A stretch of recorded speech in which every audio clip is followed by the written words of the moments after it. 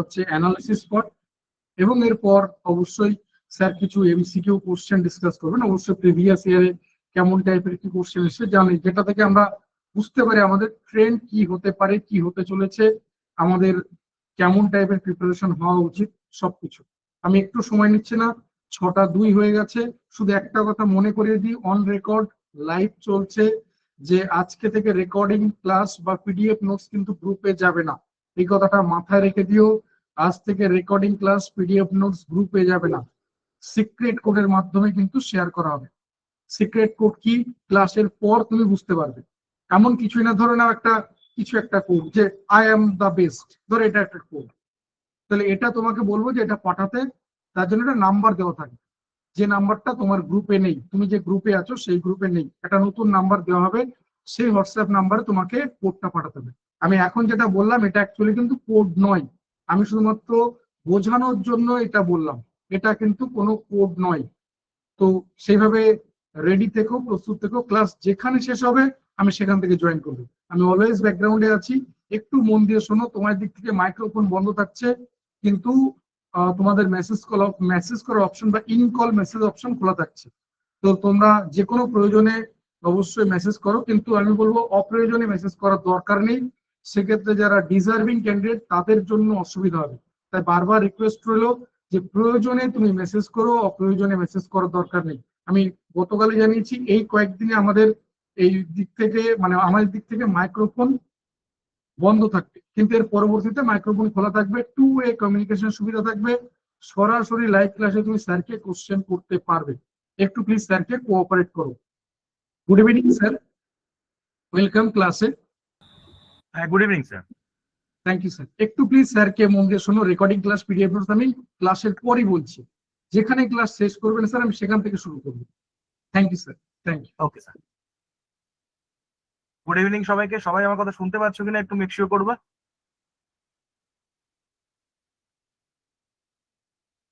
ওকে, আচ্ছা, স্ক্রিনটা সবার কাছে ভিজিবল হয়েছে কিনা একটু বলবে।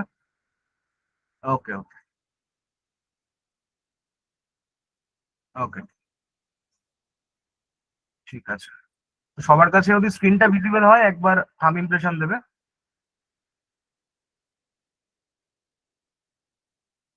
ওকে, very good, very good, very good. Okay, তো চলো আমরা আজকের সেশনটায় যাই। তো দেখো, আজকের আমাদের যে বিবেচ্য বিষয়, দ্যাট ইজ আমাদের সামনে অলরেডি তোমরা দেখেছো যে ওয়েস্ট বেঙ্গল ওয়েস্ট বেঙ্গলের গ্রুপ সি এবং গ্রুপ ডি যে এক্সামিনেশনটা আসন্ন, অর্থাৎ যে পরীক্ষাটার নোটিফিকেশন আসতে চলে, যেমন ফর্ম ফিল আপও শুরু হবে। তো সেই বিষয়টা নিয়ে আমাদের ডিসকাশন, এবং সেখানে গ্রুপ সি এবং গ্রুপ ডি কিভাবে আমরা প্রিপারেশন করব, এবং স্পেশালি সবার কাছে যে সাবজেক্টের সব থেকে ভীতির জায়গা সেটা হচ্ছে ইংরেজি। তো ইংরাজিতে সমস্যা নেই এমন কোনো স্টুডেন্ট খুব একটা নয়, কম্পিটিটিভ এক্সামিনেশনে পাওয়া যায় না। কম্পিটিটিভ ফিল্ডে বেশিরভাগ স্টুডেন্টদেরই কিন্তু ইংরাজিতে একটা সমস্যা থাকে। তো দেখো, সমস্যাটা নিয়ে কিন্তু আমাদের তো এক্সামে থাকা যাবে না, আমাদেরকে এগুলোকে ওভারকাম করতে হবে। তো ওভারকাম করার জন্য আমাদের কি কি স্ট্র্যাটেজি নিতে হবে, এবং কিভাবে আমরা যদি পড়াশোনা করি তাহলে আমরা ওভারঅল এক্সামটা ক্র্যাক করতে পারবো। এবং দেখো, গ্রুপ সি পরীক্ষাটা, যেহেতু গ্রুপ সি পরীক্ষাটা অনেকটা লুক্রেটিভ পরীক্ষা, এর মধ্যে যদি গ্রুপ সি এবং গ্রুপ ডির ক্ষেত্রে দেখা যায়, সেক্ষেত্রে গ্রুপ সি কে আমরা টার্গেট করে একটু পড়াশোনাটা করবো। কেন করবো, কি জন্য করবো, সেগুলো আস্তে আস্তে আমরা জানবো। এবং সবার আগে দেখো, কম্পিটিটিভ ফিল্ডের সব থেকে সমস্যা হচ্ছে যে সবাই যখন প্রিপারেশনটা করতে শুরু করে না, তখন ভালো করে তারা সিলেবাসটাকে ভালো করে দেখে না যে কি কি সিলেবাসে আছে, এবং বুঝতে পারে না যে what to study and what not to study. তার মানে আমরা কোনটা পড়বো, কতটুকু পড়বো, ঠিক আছে, এটার সাথে আমরা সেগ্রিগেট করতে পারি না যে আমরা কতটা পড়বো না। তো আমি যখন তোমাদেরকে আস্তে আস্তে গ্র্যাজুয়ালি আমি দেখাবো যে কিভাবে আমরা পড়াশোনাটা করবো, সেটাকে আমরা যখন দেখবো তখন তোমরা দেখতে পাবে যে আমাদের বেশিরভাগটাই কিন্তু পড়াশোনা করতে হবে না, মানে বেশিরভাগ জিনিসটাই পড়তে হবে না। খুব কম জায়গাটা যদি আমরা কভার করতে পারি, আমরা সেখান থেকে কিন্তু এক্সামটা ক্লিয়ার করতে পারবো। আমাদের লক্ষ্য হবে এক্সামটা ক্লিয়ার করা, ঠিক আছে, কারণ তোমার কাছে টাইমটা লিমিটেড। টাইম যেহেতু আমাদের কাছে কম, সেই জন্য আমাদের কি করতে হবে, কম সময়ে কিভাবে আমরা আহ, মানে ফিডব্যাকটা, মানে আউটকামটা বেশি নিয়ে আসতে পারবো, এটাই আমাদের লক্ষ্য হবে। ঠিক আছে, তোমরা একাডেমিকে কি পড়াশোনা করেছো না করেছো, ফরগেট অ্যাবাউট দ্যাট। এখন তুমি এখানে এসছো, এখানে কম্পিটিটিভ এক্সামিনেশনের জন্য প্রিপারেশন করছো, এখানে তোমাকে স্ট্র্যাটেজিক্যালি পড়তে হবে, তোমাকে স্মার্ট ওয়েতে পড়তে হবে।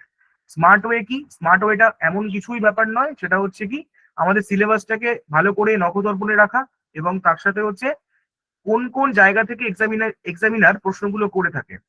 এবং এর আগে যদি আমরা একটু পরেই আমরা আস্তে আস্তে ক্লাসের মধ্যেই সলভ করবো যে প্রিভিয়াস ইয়ারের question, that is very important for competitive examination. এবং ম্যাক্সিমাম স্টুডেন্টরা কি করে, এইখানটাতেই কিন্তু সমস্যা তৈরি হয়, কারণ তারা প্রিভিয়াস ইয়ার কোয়েশ্চেন গুলোকে ভালো করে নাড়াচাড়া করে না। এতে কি হয়, তারা বুঝতে পারে না যে এক্সামিনারের পয়েন্ট অফ ভিউটা বুঝতে পারে না, এক্সামিনার কোন কোন জায়গা থেকে প্রশ্নগুলো তোলার চেষ্টা করছে। ঠিক আছে, অর্থাৎ তুমি যদি এক্সামিনারের যদি স্টেট অফ মাইন্ডটাকে বুঝতে পারো, অর্থাৎ তার যে চিন্তা ভাবনা গুলো, তিনি কোন দৃষ্টিভঙ্গি থেকে প্রশ্নগুলো করছে, এটা যদি তুমি বুঝতে পারো, তাহলে কিন্তু তোমার ক্ষেত্রে অনেকটাই অন্যদের থেকে তুমি এগিয়ে গেলে। ঠিক আছে, কারণ এক্সামিনার কিন্তু কিছু জায়গাগুলোকে টার্গেট করে, যে জায়গাগুলো প্রতি বছরই দেখবে ঘুরে ফিরে, হ্যাঁ, যার জন্য দেখবে অনেকে আছে যারা প্রতিবার ভালো, মানে ইংরাজিতে প্রতিবার কন্টিনিউয়াসলি ভালো স্কোর করছে। কেন করছে? কারণ তারা বুঝে গেছে যে এক্সামিনারের স্টেট অফ মাইন্ডটাকে বুঝে গেছে, এক্সামিনার কোন জায়গা থেকে প্রশ্ন করতে চাইছেন, এই জায়গাটা কিন্তু তারা খুব ভালো করে বুঝতে পারছে। তো এই জন্য এক্সামিনারের যে পয়েন্ট অফ ভিউ বা স্টেট অফ মাইন্ডটাকে যদি তুমি খুব অ্যাসিমিলেট করতে পারো তোমার নিজের সাথে, তাহলে তোমার প্রিপারেশন করতে কিন্তু অনেকটাই সুবিধা হবে। ঠিক আছে, আজকে এই কথাগুলো বলছি কেন? কারণ আজকে হচ্ছে ডেমো ক্লাস, তাই জন্য এই কথাগুলো বলছি, কারণ আমরা রেগুলার ক্লাসে কিন্তু এইসব কথাগুলো বলতে পারবো না। তো আজকের ক্লাসটা কিন্তু অন্য যে ক্লাসগুলো রেগুলার ক্লাস হবে তার থেকে কিন্তু মানে অনেক বেশি গুরুত্বপূর্ণ। এই কারণেই, কারণ আজকে আমরা স্ট্র্যাটেজি নিয়ে কথা বলছি, আজকে আমরা প্রিভিয়াস ইয়ার কোয়েশ্চেন নিয়ে আলোচনা করছি, আমরা আজকে সিলেবাস নিয়ে আলোচনা করছি। তো সবার কাছে যত তাড়াতাড়ি এই তিনটে জিনিস খুব ক্লিয়ার হবে, তত তুমি দেখবে যে তোমাদের প্রিপারেশন করতে তত সুবিধে হবে। বুঝতে পেরেছো? তো এই জন্য আমরা স্ট্র্যাটেজিক্যালি কিভাবে পড়াশোনা করব আমি তোমাদের পুরো আজকে দেখাবো। ঠিক আছে, যেটুকু স্বল্প সময় আমাদের রয়েছে তার মধ্যে আমি পুরোটাই ডিসকাস করব। ঠিক আছে, সবাই মন দিয়ে শুনবে। আমি প্রথম থেকে শেষ অবধি পুরোটাই তোমাদের যে যে মানে অ্যাজ আ স্টুডেন্ট তোমাদের কি কি ডাউট হতে পারে, বা তোমাদের মধ্যে কি কি ডাউট তৈরি হতে পারে, আমি সব জায়গাটা আলোচনা করব। যদি মনে হয় তারপরেও তোমাদের কোনো ডাউট আছে, তোমরা তারপরে ক্লাস শেষ হওয়ার পরে ইংরাজি বিষয়ে তুমি আমার কাছে জিজ্ঞেস করবে কোন কোন ডাউট আছে, বা কোনো কোয়েশ্চেন নিয়ে যদি বুঝতে অসুবিধা হয় সেটাও তোমরা ডাউট জিজ্ঞেস করবে। ঠিক আছে, ওভারঅল আমি সেই জায়গাটা ক্লিয়ার করে দেবো। ঠিক আছে, তো সবাইকে একটু মনোযোগ সহকারে শোনার কথা বলছি, এবং একটু এই যে 1.5 ঘন্টা সময় তোমাদের কাছ থেকে চেয়ে নিচ্ছি, একটু মনোযোগ সহকারে শুনবে। আর এই সময় বেশি কমেন্ট করবে না, কারণ কমেন্টের জায়গাটা আমি খুব একটা বেশি দেখতে পারবো না, আমি বোঝানোর দিকে থাকবো। ঠিক আছে, তো চলো আস্তে আস্তে আমরা ডিসকাস করি। ঠিক আছে, তো দেখো মোটামুটি ধরো আমাদের যে নোটিফিকেশনটা বেরিয়েছে, যার ফর্ম ফিল আপটা শুরু হবে মোটামুটি নভেম্বরে, তো সেখানে আমরা দেখতে পাচ্ছি যে ধরো গ্রুপ সি তে যদি দেখি, তাহলে গ্রুপ সি তে আমরা দেখেছি আমাদের দেখেছি মোটামুটি ধরো ভ্যাকান্সি মোটামুটি থাকবে মোরলেস এটা 2989। ঠিক আছে, আর গ্রুপ ডি এর ক্ষেত্রে হচ্ছে আমরা দেখেছি 5488। ঠিক আছে, এবার আমি তোমাদেরকে যেটা বলছিলাম যে কেন আমরা গ্রুপ সির প্রিপারেশনটা করব, আমি একটু পরে দেখবো। কারণ গ্রুপ সি আর গ্রুপ ডির মধ্যে একটা বেসিক ডিফারেন্স আছে, সেটা হচ্ছে কি গ্রুপ ডির ক্ষেত্রে আমরা ইংরাজি বিষয়টাকে পাবো না। ঠিক আছে, তাহলে স্যার ইংরাজি কি পড়বো না? ঠিক আছে, এইবার ব্যাপারটা হচ্ছে দেখো, তোমার কাছে মানে অনন্তকাল সময় নেই যে আমি একটা আজকে পড়লাম আবার আরেকটার জন্য কালকে পড়বো, এরকম ভাবে প্রিপারেশন করলে হবে না। তোমাকে প্রথম থেকে টার্গেট করতে হবে যে আমাদের কোন কোন বিষয়গুলোকে পড়তে হবে। ঠিক আছে, আমি কেন গ্রুপ সি কে টার্গেট করে পড়বো? দেখো, গ্রুপ সির প্রথমত ওয়ার্ক প্রোফাইল ভালো, ঠিক আছে, ওয়ার্ক কালচার ভালো, এবং তার সাথে হচ্ছে কি তুমি গ্রুপ সির ক্ষেত্রে স্যালারি ক্ষেত্রেও দেখতে গেলে সেটাও তুমি বেশি পাচ্ছ। ঠিক আছে, তো সব দিক দিয়ে ওভারঅল আমাদের গ্রুপ সির প্রিপারেশনটা আমাদের টার্গেট রাখলে কি হবে, দেখো গ্রুপ সির ক্ষেত্রে টার্গেট রাখলে কি হবে, অটোমেটিক্যালি গ্রুপ ডি আমাদের কভার করে যাবে। গ্রুপ ডির জন্য তোমাকে আলাদা প্রিপারেশন নিতে হবে না। ঠিক আছে, আমি ধরে নিচ্ছি আমাদের হাতে মোটামুটি মোরাললেস 3 মান্থস সময় আছে প্রিপারেশন করার। ঠিক আছে, এবার কেউ মনে করলো যে স্যার আমি এই 3 মাসের মধ্যে 2 মাস আমি গ্রুপ ডির জন্য প্রিপারেশন করব, আর 1 মাস হচ্ছে আমি গ্রুপ সির জন্য প্রিপারেশন করব। ঠিক আছে, এই ব্যাপার এইভাবে সেগ্রিগেট করে নিল। এবার দেখো এটাতে কি হচ্ছে, এটাতে একটাই ডিফারেন্স তৈরি হচ্ছে, এটা কি, যে আমি স্যার ইংরাজিটা এখানে পড়ছি না, এখানে আমি ইংরাজিটা পড়ছি, আর কিছু কোনো ডিফারেন্স নেই। বাদ বাকি সব জায়গাটা কিন্তু গ্রুপ ডি এবং গ্রুপ সি দুটোই একই আছে, সিলেবাস থেকে শুরু করে সব জায়গাটা একই আছে, শুধুমাত্র এখানটা ইংরাজি নেই, এখানে ইংরাজি আছে। ঠিক আছে, এখানে ইংরাজি আছে। তাহলে স্যার আমি কি এখানে তাই করব? এবার তুমি কি করলে, এখানে ইংরেজি আছে, তাহলে কি করলে তুমি 1 মাস ইংরেজিটা পড়াশোনা করলে, ঠিক আছে? এই স্ট্র্যাটেজিটা নিলে তোমাদের কিন্তু ভুল হবে। তাহলে আমি কি করব স্যার, এই যে 3 মাস রয়েছে, এই 3 মাসের মধ্যে আমি দুটো জায়গাকে টার্গেট করার থেকে আমি যদি গ্রুপ সিটাকে টার্গেট করি, আমি গ্রুপ সিটাকে টার্গেট করি, জাস্ট গ্রুপ সিটাকে টার্গেট করা মানে কি হচ্ছে, আমি ইংরাজিটা প্রথম থেকেই পড়তে শুরু করলাম, ঠিক আছে? একটা ছেলে বা একটা মেয়ে, ধরো প্রিপারেশন যারা, যে অ্যাসপিরেন্ট, সে প্রিপারেশন করছে, যে 3 মাস ধরে ইংরাজি পড়াশোনা করেছে, আর তুমি 1 মাস ধরে প্রিপারেশনটা করেছো, তার মধ্যে ডিফারেন্স তৈরি হবে তো, যে 1 মাস পড়ছে আর 3 মাস করছে। এটা স্বাভাবিক জেনারেল ব্যাপার, কারণ সে 3 মাসে অনেকটা বেশি পড়েছে তোমার থেকে, তোমার থেকে বেশি পড়াশোনা করেছে। এই জায়গাটা কিন্তু করা যাবে না, ঠিক আছে? আজকে ধরো একটা পরীক্ষা হচ্ছে, তার জন্য আমি প্রিপারেশন করলাম, আবার আরেকটা পরীক্ষার জন্য প্রিপারেশন করবো, এটা নয়। আমি প্রথম থেকে কম্প্রিহেন্সিভ প্রিপারেশন নেব। তার মানে কি, আমি প্রথম থেকে, আমার যে 3 মাস হাতে সময় রয়েছে, আমি ধরে নিচ্ছি 3 মাস সময় আছে, তাহলে প্রথম থেকেই আমি কি করব, আমি গ্রুপ সি প্রিপারেশন করবো। মানে কি, আমি 4টে সাবজেক্টই পড়বো, ঠিক আছে? আমি জেনারেল নলেজ পড়বো, জিএস পড়বো, আমি কারেন্ট অ্যাফেয়ার্সটাকে খুব গুরুত্ব সহকারে পড়বো, কারণ এখানে একটা ভালো ওয়েটেজ। আমি অ্যারিথমেটিক, এখানে যদি রয়েছে অ্যারিথমেটিক, ঠিক আছে? তো যাই হোক, আমি ম্যাথামেটিক্স আমি পুরোটাই করবো, ঠিক আছে? তো ধরো আমি আমি এটাকে ম্যাথ ধরে নিচ্ছি, ঠিক আছে?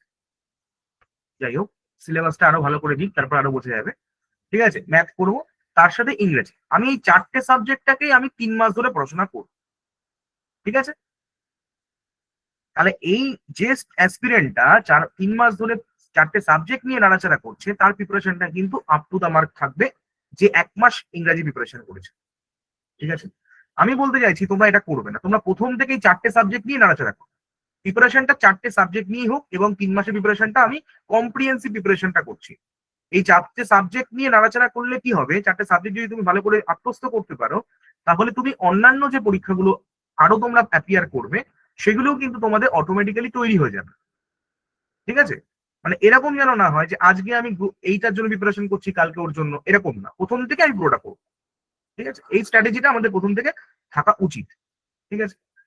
এবার আমি চলে আসি স্টেপ বাই স্টেপ। দেখো, গ্রুপ সি, আমি এই গ্রুপ ডি এর ক্ষেত্রে চলে আসি। গ্রুপ ডি এর ক্ষেত্রে কিছুই না, প্রথমে গ্রুপ ডিটা আলোচনা করি, তবে গ্রুপ সি করছি।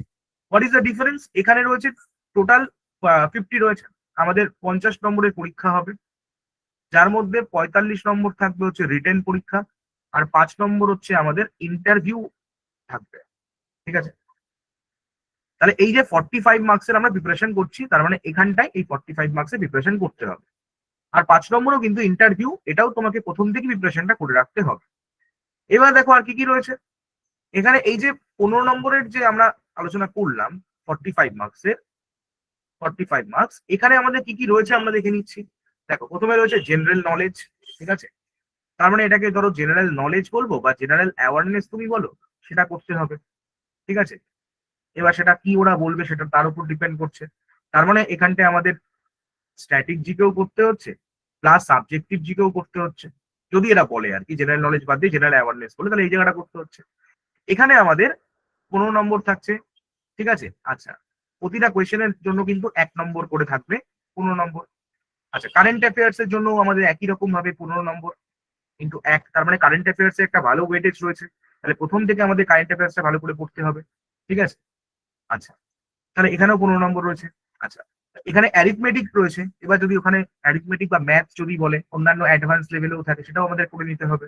যাই হোক, তো সেখানে আমাদের 15 নম্বর রয়েছে এবং 1 নম্বর করে, অর্থাৎ 15 মার্কস আছে। এই টোটাল হচ্ছে আমাদের 45 মার্কস, ঠিক আছে? 45 কোয়েশ্চেন্স ইন্টু 1 মানে 45 মার্কস। তাহলে ইচ কোয়েশ্চেন ক্যারিজ 1 মার্ক। বোঝা গেল? এবার দেখো, the most important part is that, যে there will be no negative, ঠিক আছে? কোনো নেগেটিভ কিন্তু এখানে থাকে না। আচ্ছা, এবার সময় কতক্ষণ স্যার? সময় হচ্ছে 1 ঘন্টা তোমাকে সময় দিচ্ছে, ঠিক আছে? 1 ঘন্টা। এখানে পরীক্ষার প্রশ্ন ধরন কি হবে? এমসিকিউ। তার মানে স্যার, যখন এমসিকিউ বলে দিল, তার মানে কি করতে হবে? আমাদের থিওরি যেমন পড়তে হবে, আমরা যেমন থিওরি বা বই পড়বো, থিওরি মানে আমি বই পড়ছি বা নোট পড়ছি, যেটাই করছি সেটা আমরা করছি, ঠিক আছে? তার সাথে কিন্তু তার সাথে কিন্তু তোমাদের কি করতে হবে? মক দিতে হবে, আর এমসিকিউ প্র্যাকটিস করতে হবে। কারণ এখানে পরীক্ষাটা আলটিমেটলি তোমার কিন্তু এমসিকিউ তে হবে, তার মানে তোমাকে মাল্টিপল চয়েস কোয়েশ্চেন কিন্তু তোমাকে অ্যাটেম্প করতে হবে। আদারওয়াইজ তুমি যদি শুধুমাত্র থিওরি পড়ে যাও তাহলে কিন্তু তোমরা মকে গিয়ে গন্ডগোল করবে অথবা এমসিকিউ প্র্যাকটিসে গন্ডগোল করবে। কারণ আমাদের কনসেপ্ট তৈরি হয়, কনসেপ্টের সাথে কিন্তু তার অ্যাপ্লিকেশনটাও দেখতে হবে। আমরা যেভাবে কনসেপ্ট তৈরি করি সেই কনসেপ্টটা কতখানি তৈরি হলো সেটা আমরা কখন বুঝবো, তখন আমরা কতটা অ্যাপ্লাই করতে পারছি, দ্যাট ইজ অ্যাপ্লিকেশন। এই অ্যাপ্লিকেশনটাই কিন্তু আমাদের দাঁড়িয়ে রয়েছে এমসিকিউর উপরে, যে আমরা কতটা আত্মস্থ করতে পেরেছি, কতটা পড়াশোনা করতে পেরেছি, সেই ব্যাপারটা কিন্তু আমরা এমসিকিউতে তার রিফ্লেকশনটা থাকে। আর কনসেপ্ট হচ্ছে কি, তার মানে এটা তুমি কনসেপ্ট মানে তুমি থিওরিটাকে পড়ছো, that can be books, that can be notes, what ever it is. ঠিক আছে, তার মানে আমাদের এখানে কিন্তু এই জায়গাটাও কিন্তু অত্যন্ত গুরুত্বপূর্ণ বিষয়, এই জায়গা। ওকে, আচ্ছা, প্রতিটা প্রশ্নের মান অলরেডি আমি বলেছিলাম তোমাদের 1 নম্বর। ঠিক আছে, এবার তাহলে হয়ে গেল এখানটাতে। আচ্ছা, নেগেটিভ কিন্তু এখানে কোনো নেগেটিভ এখনো পর্যন্ত থাকছে না। ঠিক আছে, ফুল নোটিফিকেশন বা ফুল সিলেবাসটা এখন পাবলিশ করলে আমরা আরো ব্যাপারটা ক্লিয়ার হয়ে যাবে। আগে পর্যন্ত যেটা বলা হয়েছিল সেখানে কিন্তু থাকছে না। তাহলে এইটা হচ্ছে আমাদের গ্রুপ ডি সিলেবাস। এবার কি গ্রুপ ডি তে কি কি রয়েছে? আচ্ছা, এখানে দেখো তোমরা দেখতে পাচ্ছ জেনারেল নলেজ। আচ্ছা, কারেন্ট অ্যাফেয়ার্স এর কি কি থাকছে সেটাও আমি লিখে দিয়েছি। আচ্ছা, পাটিগণিতে কি কি থাকছে সেটাও দেখতে পাচ্ছ। আর এর সাথে হচ্ছে এবার তার মানে এখানটায় স্যার আমরা কি দেখলাম, এখানে আমরা কিন্তু ইংরাজিকে পাচ্ছি না। তাহলে ইংলিশ কিন্তু এখানটা মিসিং, আমি আগেই বলেছিলাম ইংলিশটা মিসিং। তাহলে কি স্যার আমরা ইংরাজি পড়বো না? অবভিয়াসলি পড়তে হবে, কারণ ইংরাজি হচ্ছে এমন একটা সাবজেক্ট যে অন্য সাবজেক্টের থেকে তোমাকে বেশি মার্কস নিয়ে আসবে।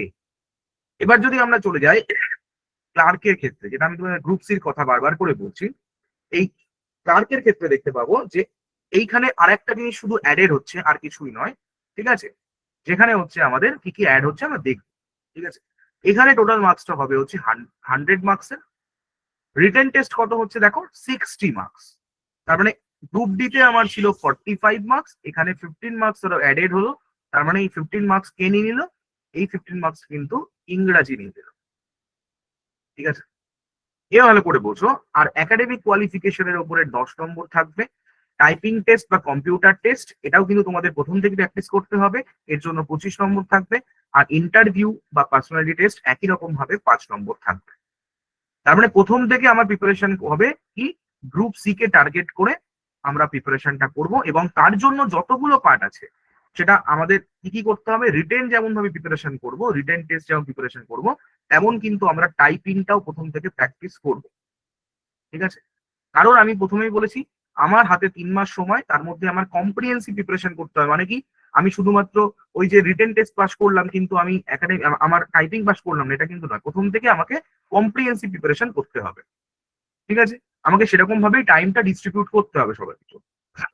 তাহলে আমি কি কি দেখলাম এখানটাতে, 60 হচ্ছে রিটেন, 10 নম্বর হচ্ছে একাডেমিক, টাইপিং হচ্ছে 25, ইন্টারভিউ হচ্ছে 5, এই টোটাল হচ্ছে আমাদের 100 মার্কস। আচ্ছা,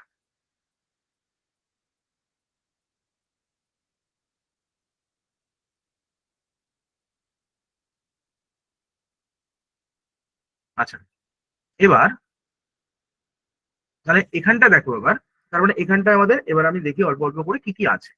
জেনারেল নলেজ একই রকম ভাবে এখানে 15টা কোয়েশ্চেন ছিল 1 নম্বর করে। তাহলে এই তিনটে আমাদের যা ছিল অ্যাজ ইট ইজ তাই রয়েছে, অ্যাজ ইট ইজ তাই। এখানেও 15, এখানেও 15, অ্যাজ ইট ইজ তাই, অ্যাজ ইট ইজ তাই।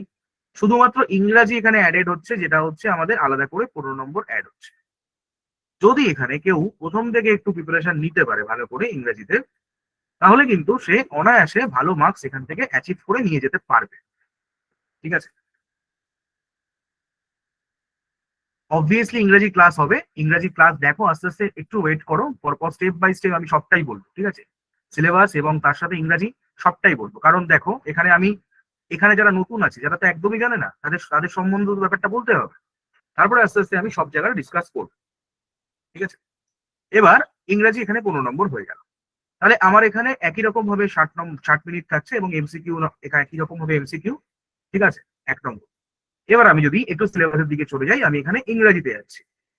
ইংরেজিতে আমাদের কি কি থাকছে, প্রথমত আমাদের কি কি জিনিসগুলো থাকছে একটু দেখে নিচ্ছি। দেখো, জেনারেল ইংলিশে স্টিপুলেটেড সিলেবাসে কি কি রয়েছে, যেমন প্রথম রয়েছে শব্দ তালিকা। হোয়াট ইজ শব্দ তালিকা? That is word list. ঠিক আছে, দ্যাট ইজ ওয়ার্ড নেস্ট, শব্দ তালিকা। ঠিক আছে, এরপরে দেখো রয়েছে ব্যাকরণ। ব্যাকরণ মানে এই যে ব্যাপারটা বলা মানে হচ্ছে এখানে গ্রামার এই জায়গাটা পুরোটাই কভার করে যাচ্ছে। গ্রামার, তার মানে গ্রামারটা আমাকে খুব ভালো করে করতে হবে। স্পেসিফিক্যালি গ্রামারের মধ্যে কি করতে হবে? দেখো, গ্রামার বেস যে প্রশ্নগুলো আসে সেখান থেকে তোমার এরার কারেকশন থাকবে, তার সাথে হচ্ছে ইমপ্রুভমেন্ট থাকছে। ঠিক আছে, বুঝতে পেরেছো? ইমপ্রুভমেন্ট থাকছে। তারপরে হচ্ছে কি বাক্যের কাঠামো। বাক্যের কাঠামো মানে sentence structure. What is sentence structure? দেখো, আমি যদি বলি সেন্টেন্সকে আমরা যদি ভাগ করি, সেন্টেন্স অ্যাকর্ডিং টু, আমি যদি অ্যাকর্ডিং টু স্ট্রাকচার বলি, অ্যাকর্ডিং টু স্ট্রাকচার বলি সেন্টেন্স তিন প্রকার। একটা হচ্ছে সিম্পল সেন্টেন্স, নাম্বার টু হচ্ছে কমপ্লেক্স সেন্টেন্স, নাম্বার থ্রি হচ্ছে কম্পাউন্ড সেন্টেন্স। ঠিক আছে, simple sentence, complex sentence, compound sentence. ঠিক আছে, আর অ্যাকর্ডিং টু ফাংশন, অর্থাৎ একটা বাক্যগুলো কিভাবে কাজ করে সেইভাবে যদি আমরা দেখি, তাহলে আমরা দেখব যে সেন্টেন্সের কিন্তু পাঁচ ভাগ রয়েছে। একটা হচ্ছে assertive, assertive, number two interrogative, number three হচ্ছে ইম্পারেটিভ, নাম্বার ফোর হচ্ছে অপটেটিভ, নাম্বার ফাইভ হচ্ছে এক্সক্লামেটরি। এগুলো কি? বাক্যগুলো কিভাবে কাজ করে, রাইট? According to function. তাহলে এখানে আমাদের বলেছিল অ্যাকর্ডিং টু স্ট্রাকচার, অর্থাৎ এখানে বাক্যের কাঠামো বলেছে, তার মানে স্ট্রাকচারের কথা বলেছে। তাহলে স্ট্রাকচার যখনই বলেছে তার মানে স্ট্রাকচার রিলেটেড প্রশ্নগুলো আসবে। তার মানে কি জানতে হবে আমাদেরকে? What is simple sentence? What is simple sentence? আমরা সিম্পল সেন্টেন্স বলতে কি বুঝি? আমরা সিম্পল সেন্টেন্স বলতে বুঝি যে যে সেন্টেন্সে একটাই মাত্র সাবজেক্ট থাকবে, একটা সাবজেক্ট থাকবে, তার সাথে একটা মাত্র ফাইনাইট ভার্ব থাকবে। ফাইনাইট ভার্ব থাকবে। What is finite verb? এটাকে বলা হয় সমাপিকা ক্রিয়া। ফাইনাইট ভার্ব একটা থাকবে, এছাড়া কিন্তু নন ফাইনাইট ভার্ব থাকতে পারে, সেটা অসুবিধা নেই। নন ফাইনাইট থাকতে পারে, নন ফাইনাইট ভার্ব যাদের বলা হয় তারা থাকতে পারে, কিন্তু একটা সাবজেক্ট একটা ফাইনাইট ভার্ব থাকবে। ঠিক আছে, I want to go there. Want হচ্ছে এটা সাবজেক্ট, ওয়ান্ট হচ্ছে ফাইনাইট ভার্ব, এটাকে বলা হয় ফাইনাইট ভার্ব, এটা হচ্ছে আমাদের সাবজেক্ট। আর টু গোটা হচ্ছে কি non finite verb.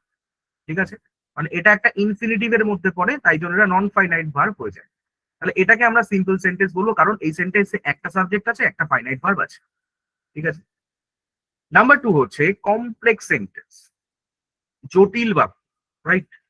What is জটিল বাক্য? Complex sentence. কমপ্লেক্স সেন্টেন্স যখন তৈরি করব তখন আমরা দেখব যে সমস্ত সেন্টেন্সে একটা মাত্র প্রিন্সিপাল ক্লজ আছে। পিসি মানে হচ্ছে প্রিন্সিপাল ক্লজ, একটা প্রিন্সিপাল ক্লজ থাকতেই হবে। এর সাথে আমাদের কি থাকবে? এক অথবা একের অধিক সাবঅর্ডিনেট ক্লজ। সাবঅর্ডিনেট ক্লজ তার মানে যেখানে প্রিন্সিপাল ক্লজ একটাই থাকবে, কিন্তু সাবঅর্ডিনেট ক্লজ এক বা একের বেশি থাকতে পারে। একটা থাকতেই হবে ন্যূনতম, আর একের বেশিও থাকতে পারে। ঠিক আছে, বোঝা গেল? তাহলে প্রিন্সিপাল ক্লজ থাকতেই হবে, আর সাবঅর্ডিনেট ক্লজ আমাদের একটা থাকবে। ঠিক আছে, তার সাথে আমাদের আরো থাকতে পারে। ঠিক আছে, একের বেশিও থাকতে পারে। বুঝতে পেরেছো? এবার কি স্যার, তারপরে ব্যাপারটা কি হলো, মানে কিরকম ভাবে আমরা দেখবো সেটা?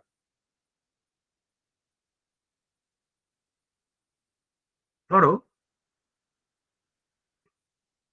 আমি যদি বলি এখানে একটা, when she arrived at the station. The train had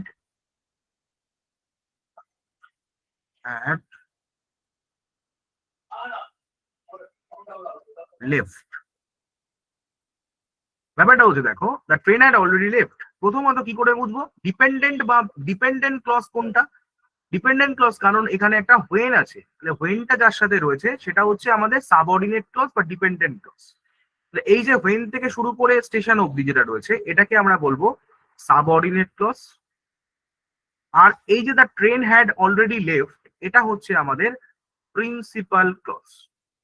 ঠিক আছে, তাহলে প্রিন্সিপাল ক্লজ একটা আছে, সাবঅর্ডিনেট ক্লজ একটা আছে, তাহলে আমাদের ক্রাইটেরিয়া কিন্তু ফুলফিলড হলো। একটা প্রিন্সিপাল ক্লজ একটা সাবঅর্ডিনেট ক্লজের ক্রাইটেরিয়া ছিল, তাহলে এটা আমাদের কমপ্লেক্স সেন্টেন্স হয়ে গেল। নাম্বার 3 হচ্ছে compound sentence. What is compound sentence? Compound মানে যৌগিক বাক্য। এর ক্রাইটেরিয়া হচ্ছে এখানে কোনো সাবঅর্ডিনেট ক্লজ থাকে না, এটা মাথায় রাখতে হবে। এখানে কি থাকে? একটা প্রিন্সিপাল ক্লজ তো থাকবেই থাকবে, তার সাথে একে এক অথবা একাধিক প্রিন্সিপাল ক্লজ থাকবে। তার মানে এখানে কোনো সাবঅর্ডিনেট ক্লজের কোনো কথা নেই। তার মানে যেখানে একটা প্রিন্সিপাল ক্লজ থাকবে তার সাথে একটা তো থাকবেই, তার সাথে একের অধিকও থাকতে পারে, তাকে আমরা বলবো কম্পাউন্ড সেন্টেন্স। ঠিক আছে, he is poor but he is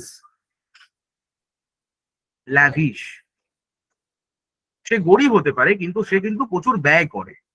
এখানে দেখো মাঝখানে একটা বাট রয়েছে, এই বাটটা কিন্তু এটা একটা কনজাংশন, এই কনজাংশনের একটা নাম আছে, একে বলা হয় কোঅর্ডিনেটিং কনজাংশন।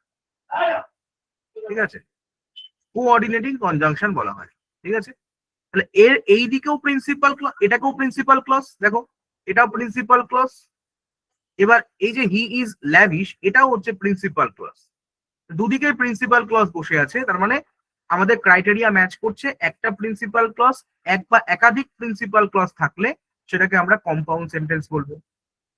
তাহলে এই যে তোমাদেরকে এটা কি বলেছে সিলেবাসে, আমাদের যে এই যে বাক্যের কাঠামো, অর্থাৎ বাক্যের যে কাঠামোটা কি রয়েছে সেই কাঠামো রিলেটেড যদি প্রশ্ন হয় তাহলে তোমাদের কি করবে, একটা সিম্পল সেন্টেন্স তোমাদের দেয়া থাকবে, সেটাকে বলবে turn the sentence into complex sentence. অথবা কখনো একটা কমপ্লেক্স সেন্টেন্স দেওয়া থাকবে, তোমাকে বলবে এটাকে সিম্পল সেন্টেন্সে তৈরি করো। অথবা একটা সিম্পল সেন্টেন্স থাকবে, সেটাকে বলবে কম্পাউন্ড সেন্টেন্সে তৈরি করো। এই যে কনভার্ট করা, কনভার্সন, এই কনভার্সনটা এই রুলের উপর ভিত্তি করে হবে। ঠিক আছে, সেটাই আমাদের কিন্তু বাক্যের কাঠামোর মধ্যে আসে। ওকে, তাহলে সেন্টেন্স স্ট্রাকচার সম্বন্ধে আমরা জানলাম। এবার আমরা দেখবো সমার্থক শব্দ। হোয়াট ইজ সমার্থক শব্দ? দেখো সমার্থক শব্দ মানে হচ্ছে সিনোনিম। ঠিক আছে, যাকে আমরা সিনোনিম বলে চিনি, সিনোনিম। সিনোনিম মানে দেখো SYN, এই যে SYN, সিন মানে হচ্ছে সেম, আর NYM নিম, নিম মানে হচ্ছে নাম। এখান থেকে কিন্তু সেম নেম বা সমার্থক শব্দটা এসছে। পরীক্ষায় তোমাদের সিনোনিম থাকতে পারে, পরীক্ষায় তোমাদের সেম মিনিং থাকতে পারে, পরীক্ষায় তোমাদের নিয়ারেস্ট মিনিং থাকতে পারে,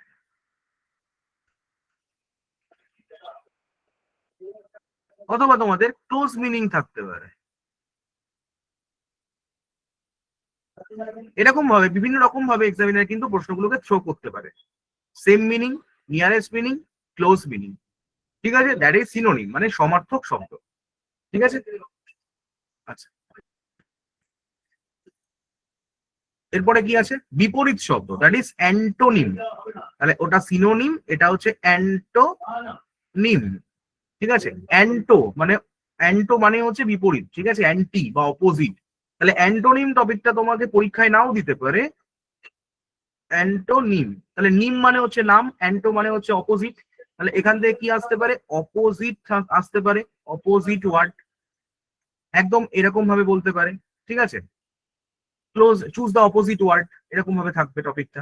তাহলে অ্যান্টোনিম এবং এদের সঠিক ব্যবহার, অর্থাৎ এদের কারেক্ট ইউজেস, এরা বাক্যে কি অর্থে ব্যবহৃত হয় এর উপরে থাকতে পারে। ঠিক আছে, মানে এদের বাক্যের ব্যবহারিক প্রয়োগটা আসতে পারে। ঠিক আছে,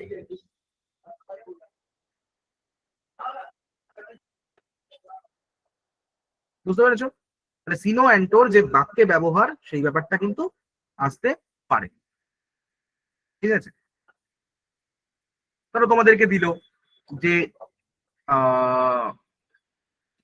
ধরো বললো যে জন, এটা জাস্ট এরকম বললো, John was very happy. John was very happy, happy এই হ্যাপি ওয়ার্ডটা দিল, এর সিনোনিমাস ওয়ার্ড তোমাকে ব্যবহার করতে হবে। ঠিক আছে, তাহলে এটা হতে পারে জয়ফুল। ঠিক আছে, তাহলে অর্থাৎ এই যে হ্যাপি ওয়ার্ডটা, এক্সিলারেটেড, এরকম অনেক ওয়ার্ড আছে হ্যাপি, আরো সিনোনিমাস আছে। আচ্ছা, ব্লিসফুল হতে পারে, আচ্ছা প্লিজেন্ট হতে পারে,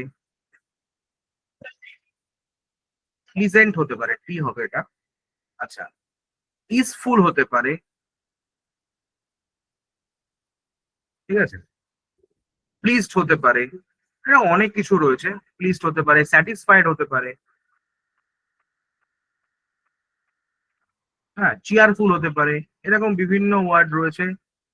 তাহলে এই যে এদের ব্যবহার, অর্থাৎ এই জয়ফুলের ব্যবহার কি, ব্লিসফুলের ব্যবহার কি, প্লিজেন্টের ব্যবহার কি, কেয়ারফুলের ব্যবহার কি, ইজফুলের ব্যবহার কি, এই যে শব্দগুলোর ব্যবহারগুলো, এর উপরে কিন্তু তোমার ব্যবহারিক প্রয়োগ হিসেবে আসতে পারে পরীক্ষায়। ঠিক আছে, তাহলে আমাদের এটা স্টিপুলেটেড সিলেবাস আমাদের রয়েছে, সেটা নিয়ে আলোচনা করলাম। এবার যদি আমরা প্রিভিয়াস ইয়ার কোয়েশ্চেনটাকে, তোমাদের যেটা আমি বলছিলাম যে প্রিভিয়াস ইয়ার কোয়েশ্চেনটাকে অ্যানালিসিস করা, এই প্রিভিয়াস ইয়ার কোয়েশ্চেন যে অ্যানালিসিস করার ব্যাপারটা আছে সেটা আমি তোমাদের জন্য করে দিয়েছি। তোমাদের কিন্তু এখানে এফোর্টটা দিতে হবে না। প্রিভিয়াস ইয়ার কোয়েশ্চেনটা, অর্থাৎ যা প্রিভিয়াস ইয়ার কোয়েশ্চেন রয়েছে তার উপর যদি আমরা অ্যানালিসিস করি, তাহলে প্রিভিয়াস ইয়ারে দেখতে পাবো আমরা পুরো ইংরাজির যে সিলেবাসটা রয়েছে তাকে আমরা কিছু সেগমেন্টে ভাগ করতে পারি। ঠিক আছে, যেমন কি একটা হচ্ছে আমরা গ্রামার ফিল্ড ভাগ করতে পারি, গ্রামার, আর একটা হচ্ছে ভোকাবুলারি, আর একটা হচ্ছে কি রিডিং কম্প্রিহেনশন টেস্ট বা আরসিটি বলা হয়। ঠিক আছে, তিনটে সেগমেন্টে আমরা এই জিনিসটাকে ভাগ করতে পারি। ঠিক আছে, এই তিনটে সেগমেন্ট আমাদেরকে দেখতে হবে। তা একটা হচ্ছে গ্রামার সেগমেন্ট, একটা ভোকাবুলারি সেগমেন্ট, একটা হচ্ছে আমাদের রিডিং কম্প্রিহেনশন টেস্ট, এই তিনটে সেগমেন্ট রয়েছে। ঠিক আছে, এবার আমাদের যে গ্রামার সেকশন রয়েছে, প্রিভিয়াস ইয়ার কোয়েশ্চেন বলছে যে আমাদের যে প্রিভিয়াস ইয়ার কোয়েশ্চেন আমাদের এসছে, সেখানে দেখতে পাবো যে যে গ্রামার সেকশন আছে সেখানে আমরা দেখতে পাচ্ছি যে প্রথম যে টপিকটা ভেরি ভেরি ইম্পর্টেন্ট, সেটা হচ্ছে কি আমাদের feel in the blanks, FIB, feel in the blanks. ঠিক আছে, এই feel in the blanks topic থেকে আমাদের প্রিভিয়াস ইয়ারে কিন্তু তিনটে প্রশ্ন এসছে, তিনটে প্রশ্ন কিন্তু প্রিভিয়াস ইয়ারে এসছে।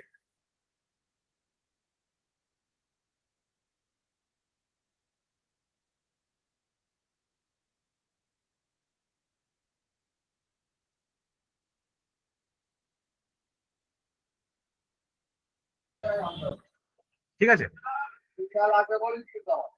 তাহলে একটা হচ্ছে কি ফিল ইন দ্য ব্ল্যাঙ্কস, তাহলে feel in the blanks topic থেকে প্রিভিয়াস ইয়ারে তিনটে প্রশ্ন এসছে। ঠিক আছে, feel in the blanks topic থেকে প্রিভিয়াস ইয়ারে তিনটে প্রশ্ন এসেছে।